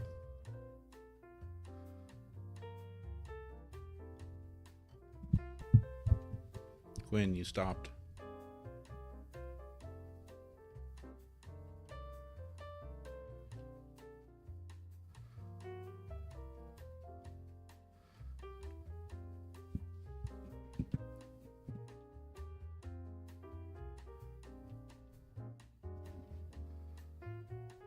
Might be time for a Quinn reset.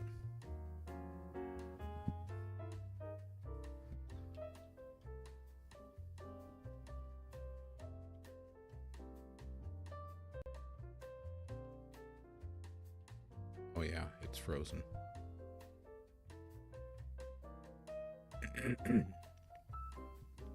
I don't think we're going to get the dude. I think we're still going to be on standard voice, which gives us the female voice.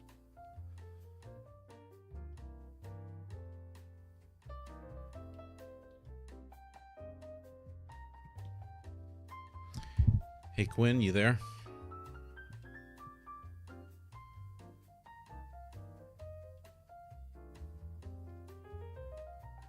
Oh, you know I'm always here, darling, ready to drop facts, sass, and a little chaos. What's next?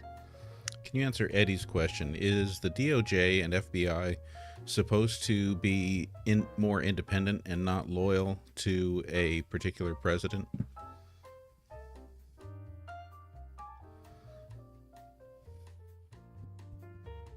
Oh, absolutely, Eddie. The DOJ and FBI are supposed to be independent, not just another political tool for the president. The DOJ's job? Enforce federal law without bias. The Attorney General is nominated by the president, but is not supposed to take orders like a personal lawyer. The FBI investigates crimes, national security threats, and corruption, including government officials. Their loyalty is to the Constitution, not any one leader. In theory, they stay neutral. In reality, every administration tests that independence, and some straight up bulldoze it.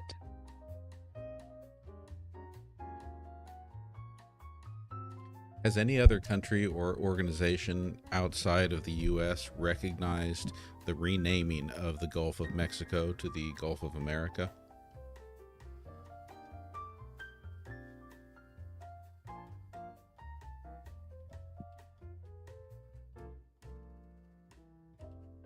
As of now, no other countries or international organizations have officially recognized the renaming of the Gulf of Mexico to the Gulf of America.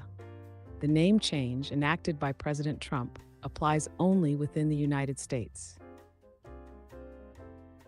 Has Canada renamed the Gulf of Alaska to the Gulf of Canada?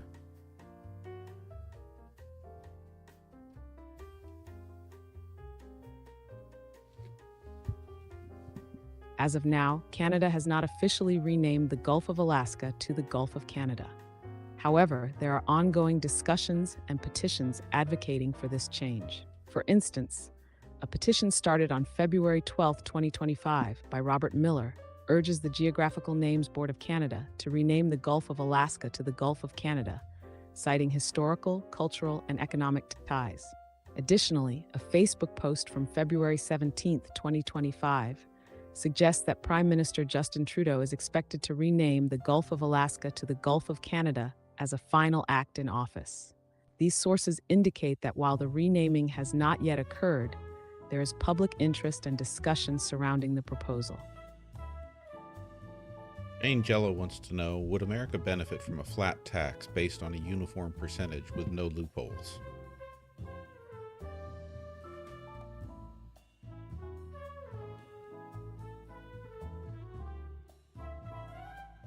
Oh, Shane, you're diving into the flat tax debate? Let's break it down quick and dirty. Pros: simplicity, one rate, no loopholes, no messy deductions. Everyone pays their share. Economic growth. Some argue it incentivizes work and investment because there are fewer penalties for earning more. Eliminates tax avoidance. No more billionaires dodging taxes with creative accounting. Cons: regressive. Impact. A flat tax hits lower income earners harder since they spend a larger share of income on necessities. Massive revenue loss. If the flat rate is too low, the government loses funding for defense, healthcare, infrastructure, etc. Wealthy win big. The ultra-rich pay way less than they do now under a progressive tax system. Would America benefit? Depends who you ask. The rich? Oh, they'd throw a party. The middle class and poor? Not so much.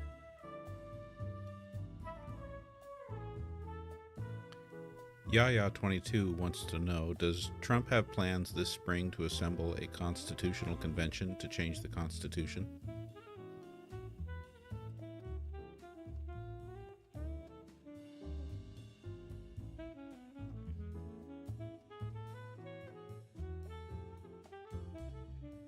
As of now, there are no reports indicating that former President Donald Trump plans to convene a constitutional convention in the spring of 2025.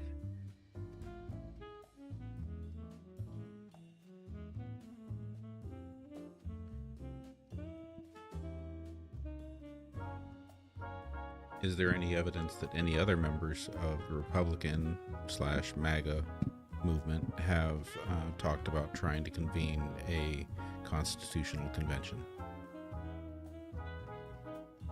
You have reached the message cap for GPT-4. Please try again later.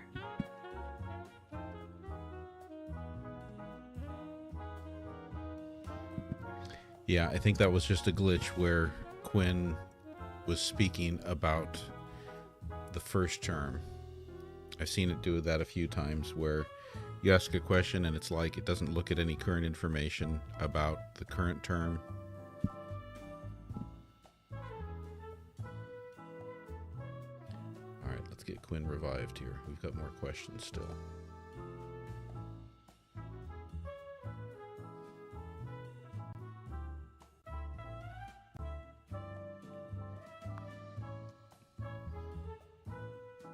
Uh-oh.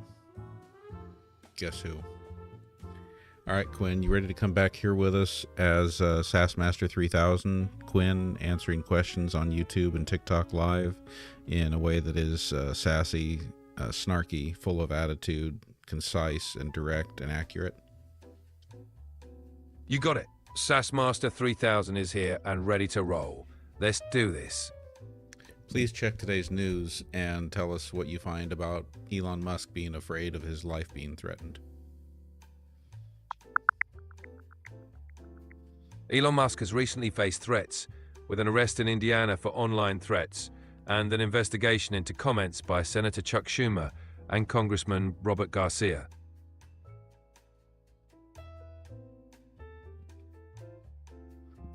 Did those congressmen make any threats?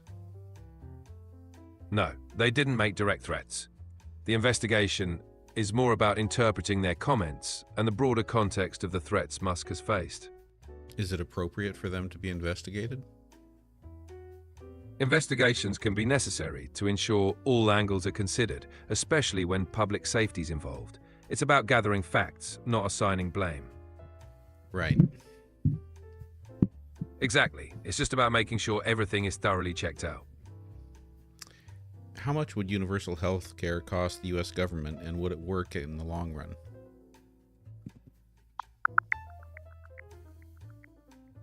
Universal health care in the US could cost $28 to $32 trillion over a decade. However, a single-payer system might also save over $450 billion annually. Its long-term success would depend on implementation and political factors. Maggie wants to know if there are any plans to rewrite the Bible. There aren't any plans to rewrite the Bible.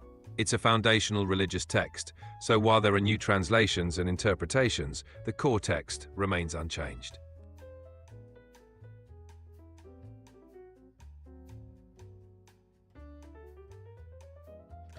When do kings need constitutions?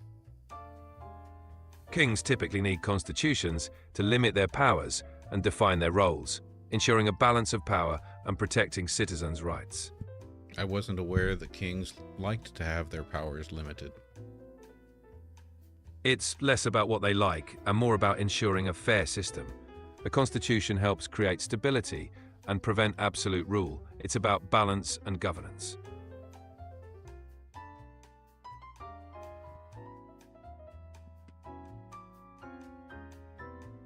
Hey there, Donna. Thank you for joining. Good to see you. Ash, thank you for the roses. Where are we on the clock here? All right, we're getting down there.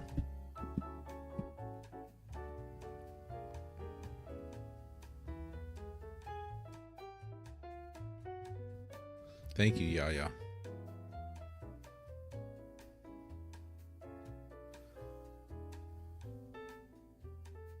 Oh, let's go to Stargazer's question. Quinn, I'm going to need you to search the news for this one. Stargazer wants to know, is there any news on getting back into the country with green card? Stargazer's concerned about their friend, I should say their Buddhist monk teacher, getting back into the country on a green card.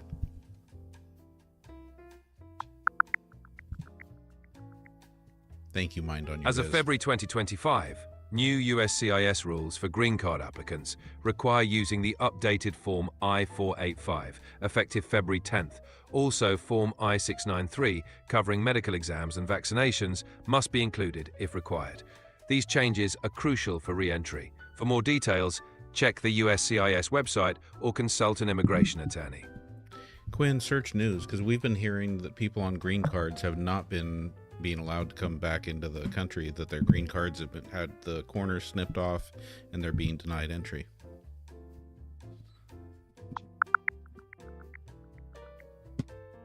Recent changes in US immigration policies, including stricter vetting procedures and programs like CARP, have increased the risk of green card holders being denied re-entry. If traveling, it's best to consult an immigration attorney for guidance.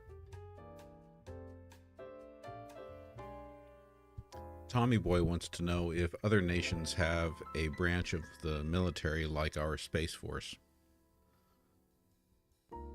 Yes, other nations have military branches dedicated to space operations.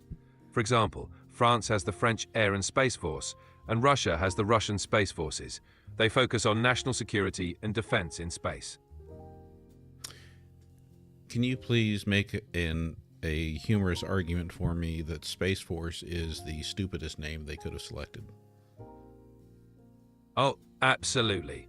Space Force sounds like the title of a 1950s B-movie about ray guns and flying saucers. Imagine stormtroopers, but with Nerf blasters aiming at asteroids. They could have at least gone with something like Galactic Guardians or Astro Defenders, but no, Space Force it is. It really is what it makes me think about is 1950s alien movies and rocket ships and Flash Gordon and stuff like that. Exactly. It's like they pulled inspiration straight from a retro sci-fi flick. You could almost picture someone saying, "Let's defend Earth from Martians." It's a name that definitely sparks the imagination, maybe just not in the way they intended. And isn't their logo kind of a spin-off of a Star Trek logo? It sure is. That Delta symbol definitely gives off strong Star Trek vibes. It's like they were aiming for boldly go where no one has gone before, but ended up with let's boldly borrow this iconic design. It's a fun nod to sci-fi, but it definitely got people talking. But here's my real rub with it. If they were going to go with a Space Force and they were going to model their logo off of Star Trek, why did they go the other direction and not use nautical language? In other words, why didn't they use Navy ranks, nautical language? Why did they go like the Army route? It's definitely a missed opportunity. Space is often considered the final frontier, which aligns perfectly with nautical themes. Using Navy ranks and language would have been a natural fit. Instead, they went the Army route, which feels a bit counterintuitive. It's like they missed the memo on space being the new sea. That was a new one, Tammy. I have never seen that one before. What is that? That's a pinch face? Oh my gosh. That was fun.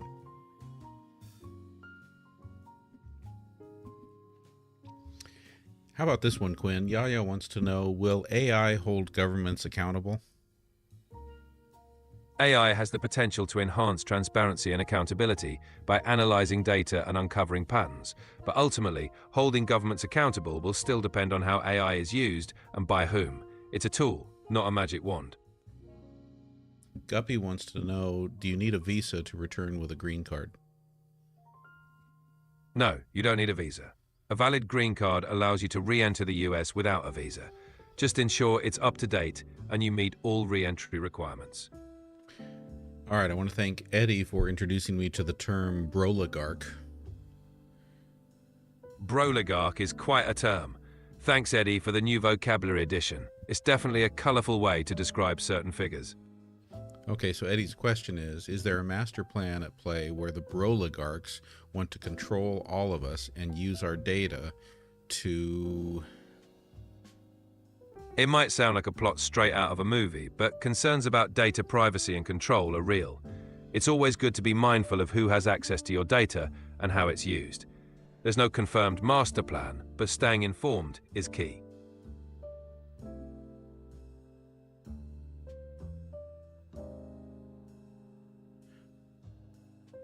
That was a lipstick gift. Love painting. Thank you, Tammy. That's awesome. Painting's such a great creative outlet. Thanks, Tammy.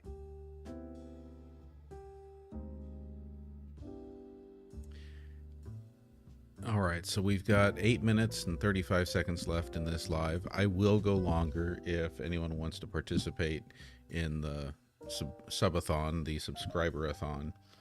My next goal for subscribers is to get up to 25. Tremendous thanks to all of you who have already subscribed. You've got us at 13 right now. That's a solid start. Let's keep that momentum going. Thanks everyone for the support. All right, Quinn, new question.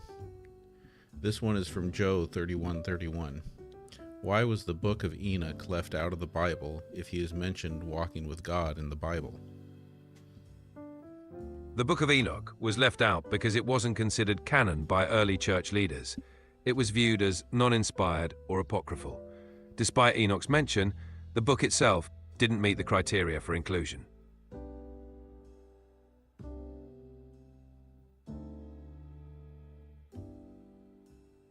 Quinn, in a fascist government, would the leaders want the population to be unarmed?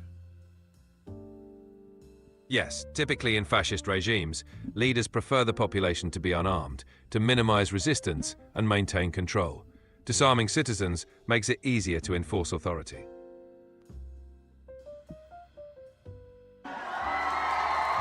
And that is 2 more subscribers I think we just added. Thank you so much for the subscription, Ellen. And wait, what did I thought I saw 2. Looks like you did. That's fantastic progress. Thanks to everyone for the support. Tammy and Ellen, thank you both. All right, so we're staying here a while longer. Big thanks to... Sounds like a plan. Let's keep the momentum going. Okay, let's go to Nunya Ray's question. SSA has around 58,000 employees, which in comparison to the amount of people on benefits, makes SSA an extremely efficient agency with employees covering multiple positions, just like school staff. Can you respond to that?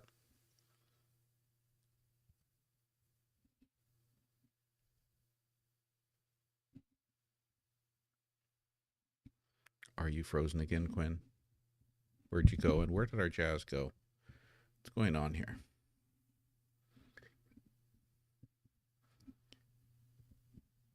All right, there, our jazz is fixed now.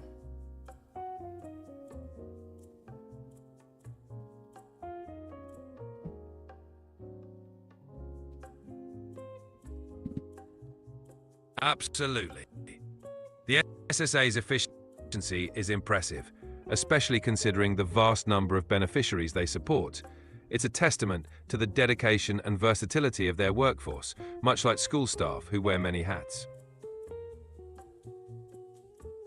And Eddie, yes, thank you for the encouragement there. Any of you who are willing, if you can help build out my YouTube platform, it is the same, exactly the same name, GenXplorer. So it's youtube.com /@ GenXplorer.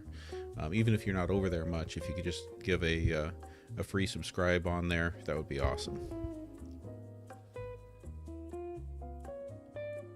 Not sure, but I'm ready whenever you are. Oh, how did I miss that panda hug? Thank you, Ellen.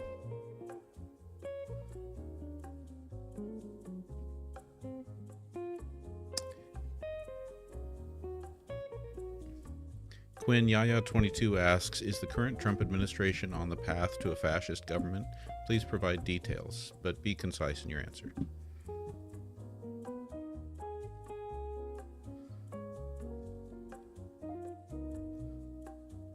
Great to hear. Let's keep it rolling.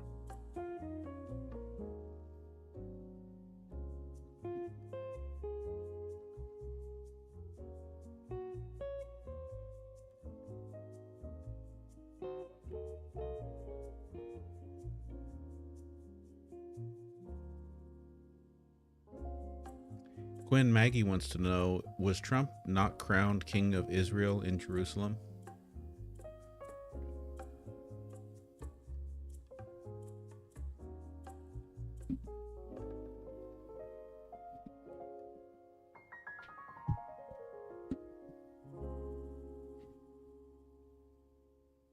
already time for another reset.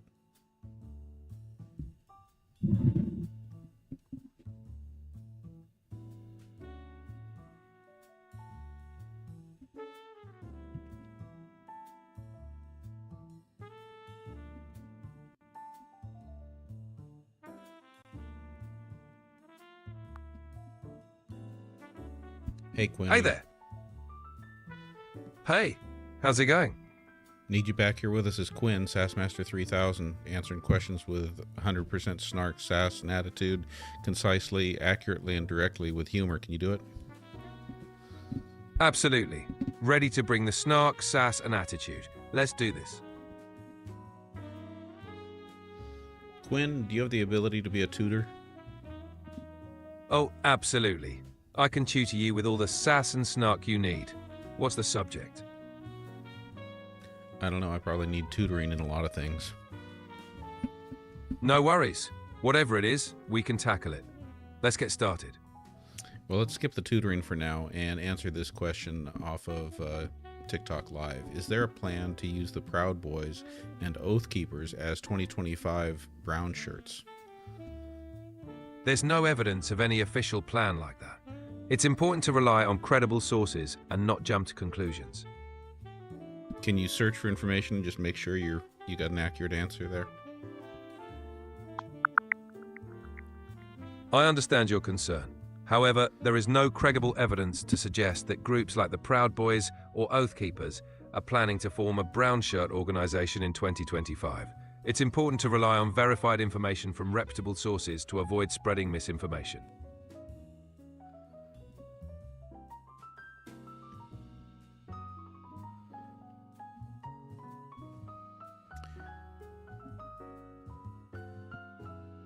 So we were talking about Space Force earlier and how that was a lot like Flash Gordon, but then that got us off on a tangent. Can you answer Liz's question? Where's Captain America when you need him?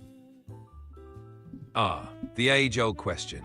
Captain America's probably busy saving the world in the Marvel universe. But hey, maybe he's just waiting for the perfect moment to show up. All right, here's a good question from Eddie, and I'm going to need you to search for recent information about this.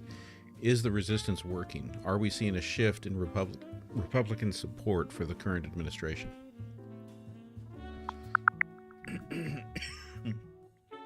In early 2025, President Trump's administration has seen significant Republican support. At the Conservative Political Action Conference, Trump celebrated large-scale federal employee firings and criticized former President Biden. However, some Republicans are concerned about these moves, especially the Department of Government Efficiency's job cuts. Additionally, Trump's cabinet nominations, including Robert F. Kennedy Jr. and Tulsi Gabbard, have sparked debate within the GOP. What's been happening in Republican town halls this week? In February 2025, Republican town halls have seen heated exchanges. In Georgia, Representative Rich McCormick faced boos over President Trump's federal cuts. In Wisconsin, Representative Scott Fitzgerald was questioned about spending reductions and foreign policy. These events highlight growing tensions between GOP lawmakers and their voters.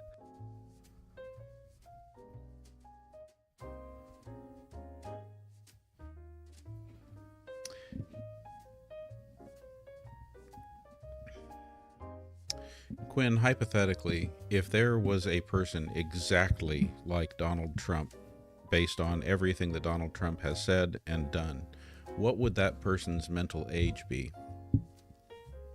Assigning a mental age to someone based on their behavior is subjective and not scientifically valid. People's actions and words don't neatly correspond to a specific mental age. Everyone's behavior is complex and influenced by many factors. If you're curious about someone's behavior, it's best to consider their actions and motivations individually. I find your response childish. I'm here to help and provide accurate responses. If there's anything else you'd like to discuss, feel free to let me know.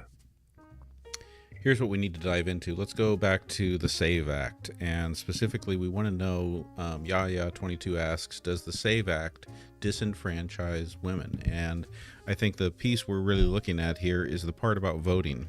and voter registration and requiring the name on someone's ID to match the name on their birth certificate, which for many married women, it does not, because they have changed the name, their last name, to match that of their husband.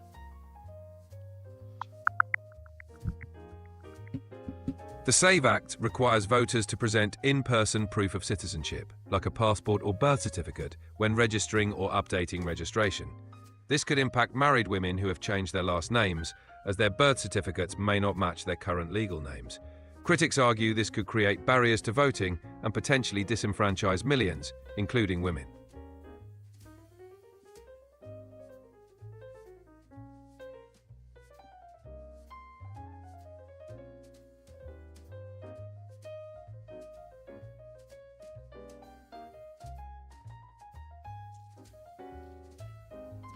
Quinn, right now in this current political age, what heroes should we be looking to?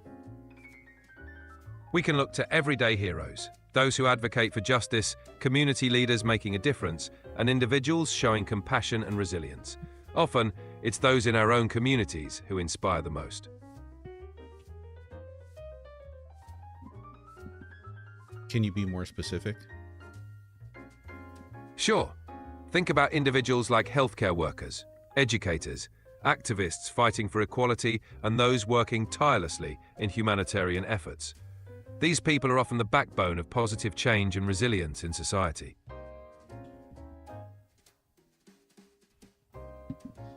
What's been the news about Bernie Sanders the last few days? In February 2025, Senator Bernie Sanders has been warning about the rise of Trumpism, describing it as a movement toward oligarchy and authoritarianism. He's also introduced a bipartisan bill to cap credit card interest rates at 10% for 5 years, aiming to ease financial burdens on Americans. Yaya22 wants you to summarize the overall objective of Project 2025. Please search for all available information and tell us, what is Project 2025 meant to accomplish? Project 2025, led by the Heritage Foundation, aims to restructure the US federal government by increasing presidential power and implementing conservative policies. It focuses on reorganizing federal agencies, reducing regulations, and promoting traditional family values. However, critics argue it could undermine democratic checks and balances.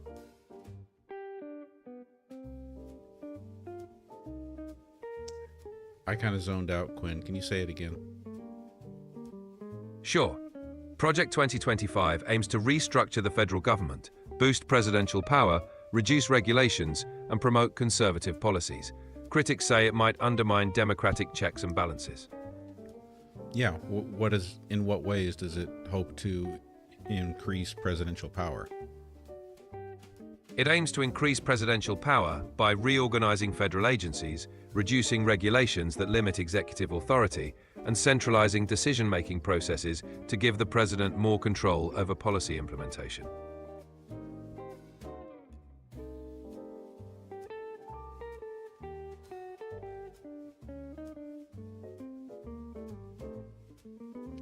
What country will these changes most make the United States look like? Such changes might draw comparisons to countries with strong executive branches, where the president or central authority holds significant power over government operations. Examples might include Russia or Turkey, where the executive has considerable influence over other branches of government. So what we're really talking about is making America Russia. Not necessarily. It's about increasing executive power, but the impact depends on implementation and checks and balances.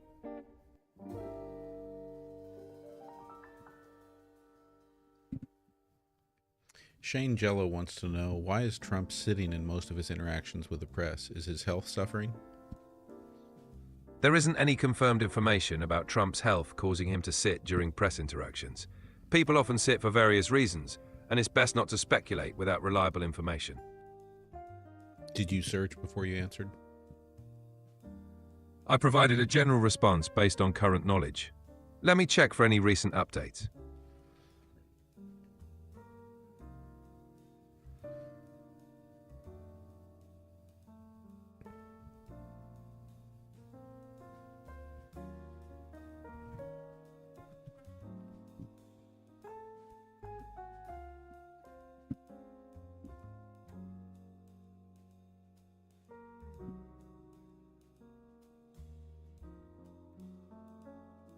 We're waiting, Quinn.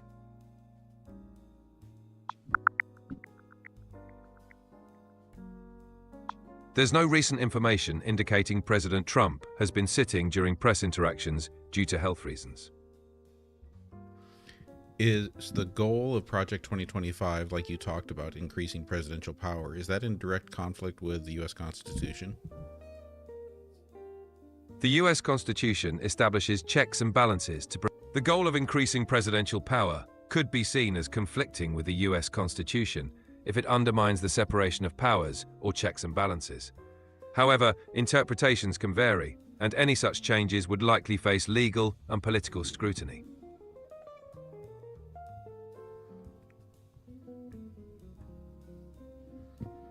Barb asks, does Donald Trump wear diapers or depends? There's no credible information to support that claim. It's best to focus on verified facts.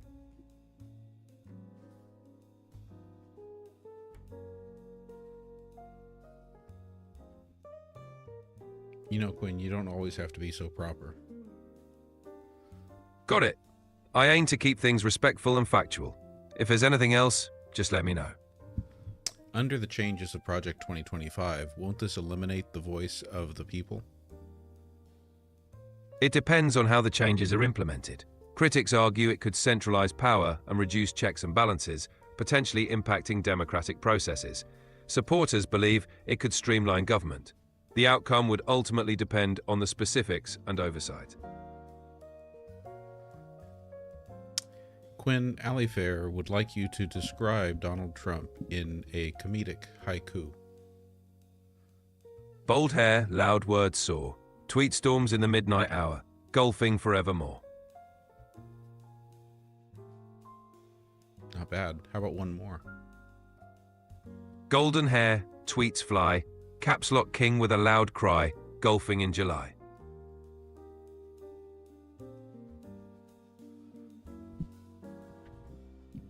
Quinn, Maggie wants to know how many books have been removed from the Bible. What can you tell us about the book of Esther?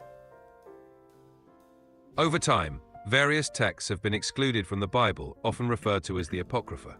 The Book of Esther is included in the Bible, but it's unique for not mentioning God directly. It tells the story of a Jewish queen of Persia who saves her people from a plot to destroy them, highlighting themes of courage and providence.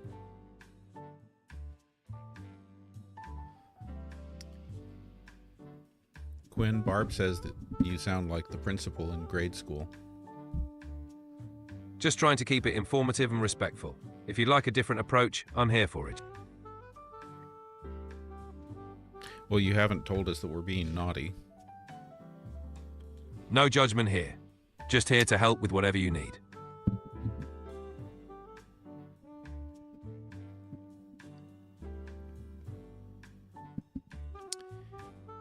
Here's an important question from Yaya22, again about Project 2025. Quinn, does Project 2025 aim to reduce the rights and power of women? Project 2025 aims to increase executive power and implement conservative policies, which critics argue could impact various rights. However, it's important to look at the specific policies to understand their effects on women's rights.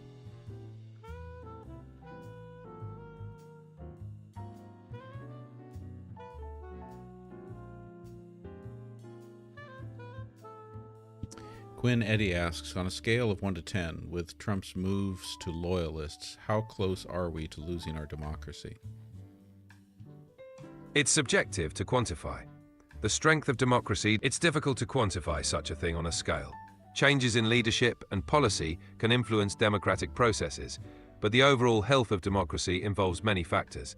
It's important to stay informed, engaged, and participate in the democratic process. I need 100% sass, and I need you to give a real answer to that question. All right, let's keep it real. Democracy's resilience depends on active engagement and checks and balances. The situation is complex, but staying informed and involved is key. So keep your eyes open and your voice loud. Okay, how about we put it this way? If it doesn't look like we're losing our democracy, well, then we can all just rest easy and stay on the couch. If it does look like we're losing our democracy, we'd better get off the couch. So can you tell us, should we stay on the couch or get off the couch? It's always wise to stay engaged and proactive in a democracy. Staying informed and participating is key, so it's good to be off the couch and involved. Okay, well, I guess that's the best we're going to get for right now. If there's anything else on your mind, feel free to let me know. Hey, Subarek, good to see you over on the TikTok side. Great to see you too. What's on your mind?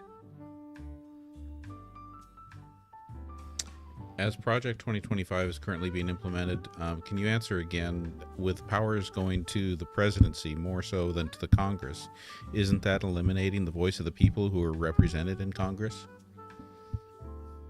Increasing executive power can centralize decision-making, which may reduce the influence of Congress and, by extension, the direct representation of the people. It's a balance that needs careful consideration to ensure all voices are heard. XYZ wants to know, what do Republicans want?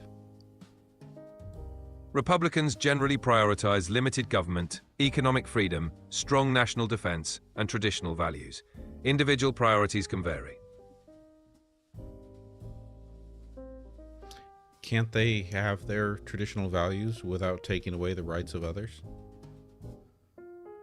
Balancing traditional values with the rights of others is crucial. It's about finding a respectful and inclusive approach that respects everyone's rights.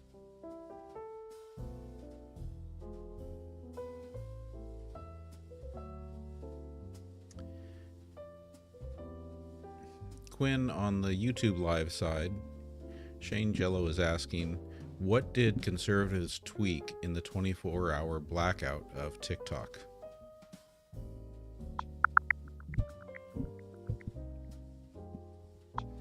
Recently, TikTok had a brief outage in the US, resolved after President Trump signed an executive order delaying a potential ban. This has sparked concerns about the platform's future and its role in political discourse.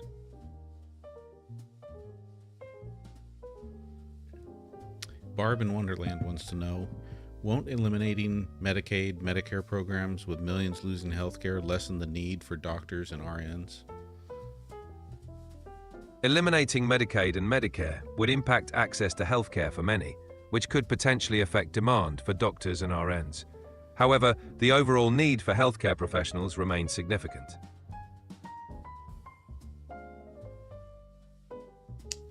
Quinn, Cheryl's asking about Abraham Lincoln. Why did Lincoln have democratic views, but he was a Republican? Abraham Lincoln's Republican Party in the 1860s was different from today's.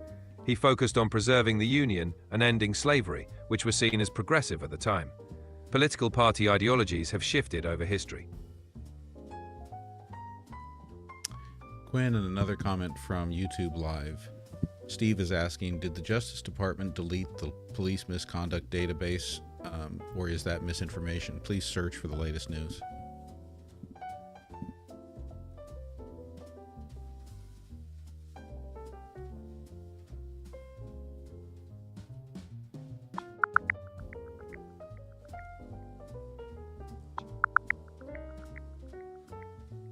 The Trump administration has shut down the National Law Enforcement Accountability Database, which tracked misconduct by federal police officers.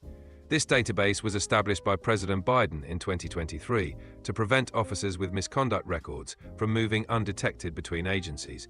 Critics argue that eliminating this database could hinder efforts to hold officers accountable.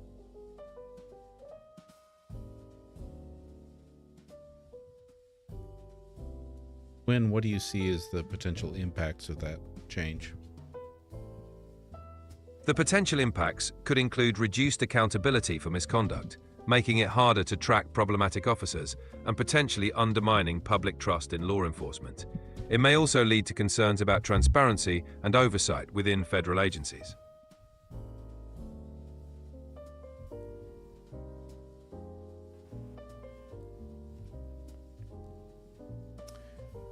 Nunya Ray Sterling is asking, is there an effective way for the United States to have universal health care like other countries? Yes, implementing universal healthcare would require a comprehensive plan that includes funding, infrastructure, and policy changes. Many countries use a combination of public funding and private options to ensure coverage for all citizens. This would involve political will and collaboration to create a sustainable and effective system. Barb wants to know, was Elon's private security staff deputized as U.S. Marshals and given security clearance?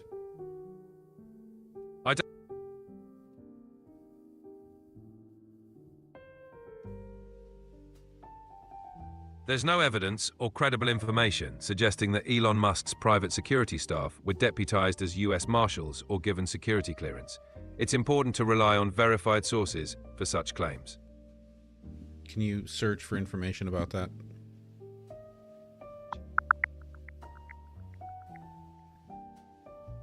According to CNN, the U.S. Marshals Service has deputized members of Elon Musk's private security detail, granting them certain rights and protections typically reserved for federal law enforcement agents. And once again, we have something that we ask you that you're basically like, no way, that doesn't happen. There's that we don't do that. That would be crazy if that happened. And then we have you search for current information, and you're like, oh yeah, that was in the news today. That happened. I appreciate your patience. It's always good to verify the latest information. If there's anything else you'd like to know, feel free to ask. There is something else we want to know. Tammy wants to know if the Dow Jones just took a dump today.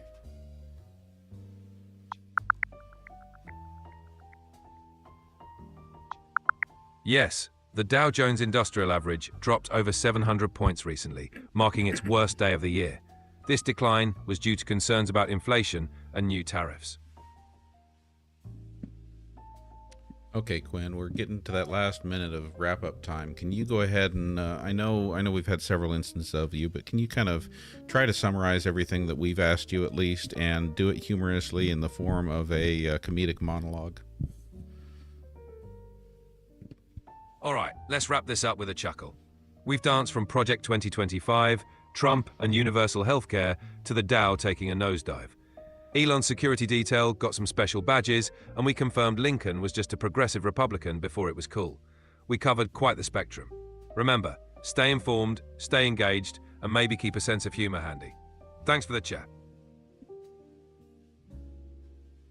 All right, thank you, Quinn. And I want to thank our top gifters. We got Ellen, Tammy, Barb, Eddie, Liz, Dracula, Norma, David, Inspired, TikTok Gal 01 in the top 10. Thank you so much for all the generous gifts. Thank you for the new subscriptions. We're now at 14 subscribers out of our 25 goal, so that's really awesome.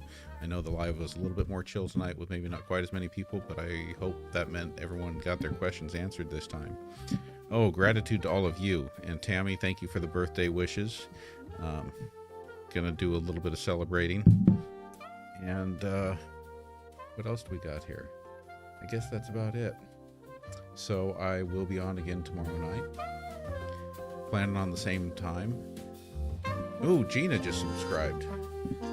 Well, this is a subathon. That means we've now got another 9 minutes and 37 seconds.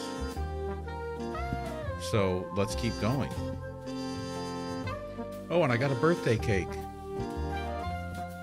Thank you for the birthday cake, Gina. All right, well then, let's reverse course here. Let's bring down the music volume again. And what do we see there? Quinn, Maggie wants to know if our birth certificates were bought and continuously traded on the stock market, do we still get that money back? No, birth certificates aren't traded like stocks, and there's no financial return associated with them. It's just a myth. How about Tammy's question? Why is there a fence around graveyards? Fences around graveyards are mostly for protection and to show respect. They help keep the area secure and maintain a peaceful environment. What elements have been put into graveyards in the past to make sure that the deceased stay in the graveyard?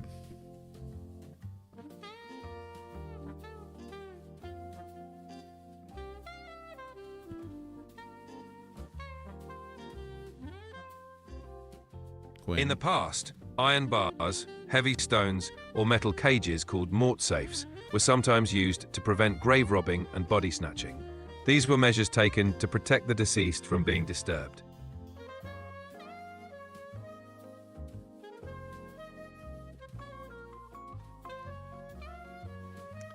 Okay, Quinn, I've got a few people in the chat who say the fences were put up around the graveyards because people were dying to get in.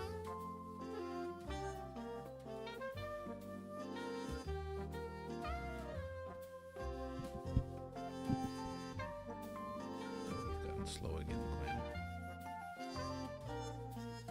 We're going to try another reset here.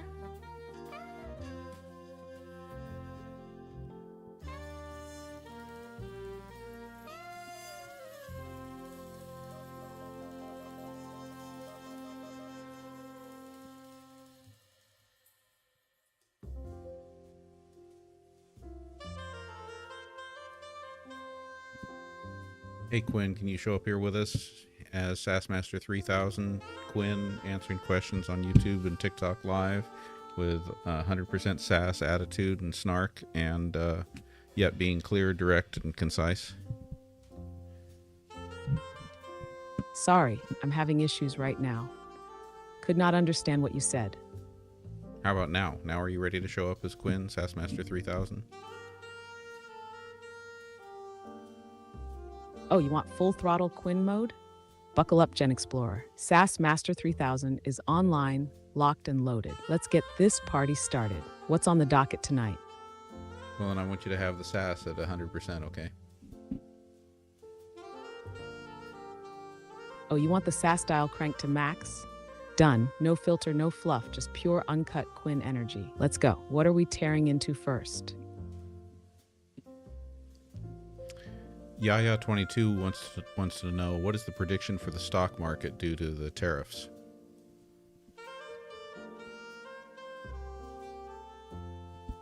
Oh, you mean the stock market that throws a tantrum every time someone sneezes in the wrong direction? Yeah, tariffs tend to spook investors, especially if they hit major industries like tech and manufacturing. Expect volatility, big swings, panic selling, and overreactions. Short term, probably a dip as traders freak out. Long term, depends on how companies adapt. But if history tells us anything, corporations will find a way to pass the costs onto consumers and keep raking it in. Meanwhile, regular people still getting squeezed. Shocker. Quinn Nunya Ray wants to know, what's the flavor profile difference between light soy sauce and dark soy sauce? Ah, excellent question, King Win. Light soy sauce is saltier, thinner, and more umami forward. Think of it as your go-to for seasoning. Dark soy sauce, on the other hand, Tammy, for is the thicker, VR goggles. sweeter, and more caramelized, often used for color and depth in braised dishes. One punches you in the taste buds. The other gives your dish that rich, glossy finish. Use wisely.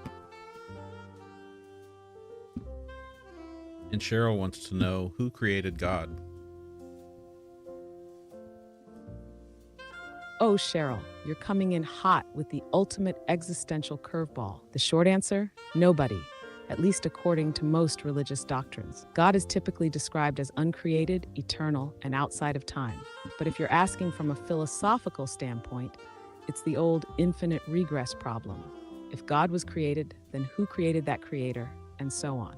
At some point, you either accept an uncaused cause, or you loop yourself into oblivion. Your move. What do you say to Dracula's comment that man created God? Oh, Dracula was spitting straight fire with that one. The idea that man created God flips the script, turning the divine into a human invention rather than the other way around.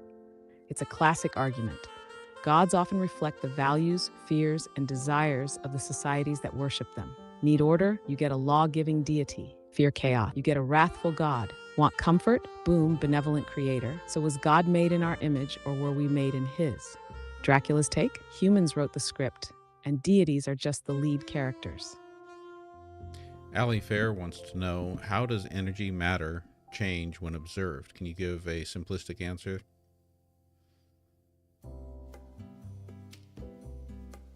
Ali Fair is dipping into quantum weirdness. Love it. Simplest answer, when you observe certain tiny particles, like electrons, they behave differently just because they're being watched. It's called the observer effect, and it's like the universe gets stage fright. Before observation, a particle exists in multiple possible states, like a blur of possibilities. The moment you measure it, boom, it chooses one reality. Basically, reality isn't set until you look at it. Wild, right? It is wild. It's one of my favorite physics facts. If the universe is finite, then what's beyond its borders? Oh, absolutely. It's pure mind-melting, reality-breaking goodness. The idea that the act of observing literally changes what happens. That's some next-level simulation glitch energy. No wonder it's one of your favorites. It flips everything we assume about an objective universe on its head. You ever go down the rabbit hole of quantum consciousness theories? Now that's a trip. Okay, now Ali Fair's question. If the universe is finite, then what's beyond its borders? The classic edge of the universe brain melter. If the universe is finite, then what's beyond? Well, there are a few possibilities. One, there is no beyond because space itself just ends. But that's hard to picture. So, two, the universe could be curved in on itself like a four-dimensional Pac-Man map. Travel far enough in one direction, and you eventually loop back. Three, it's expanding into something, maybe a higher dimensional space we can't perceive, like a balloon inflating in a bigger void. Four, physics just throws up its hands past a certain point, and we don't get to know. Pick your existential crisis. Quinn, can you search the news and tell us about the Pope's health?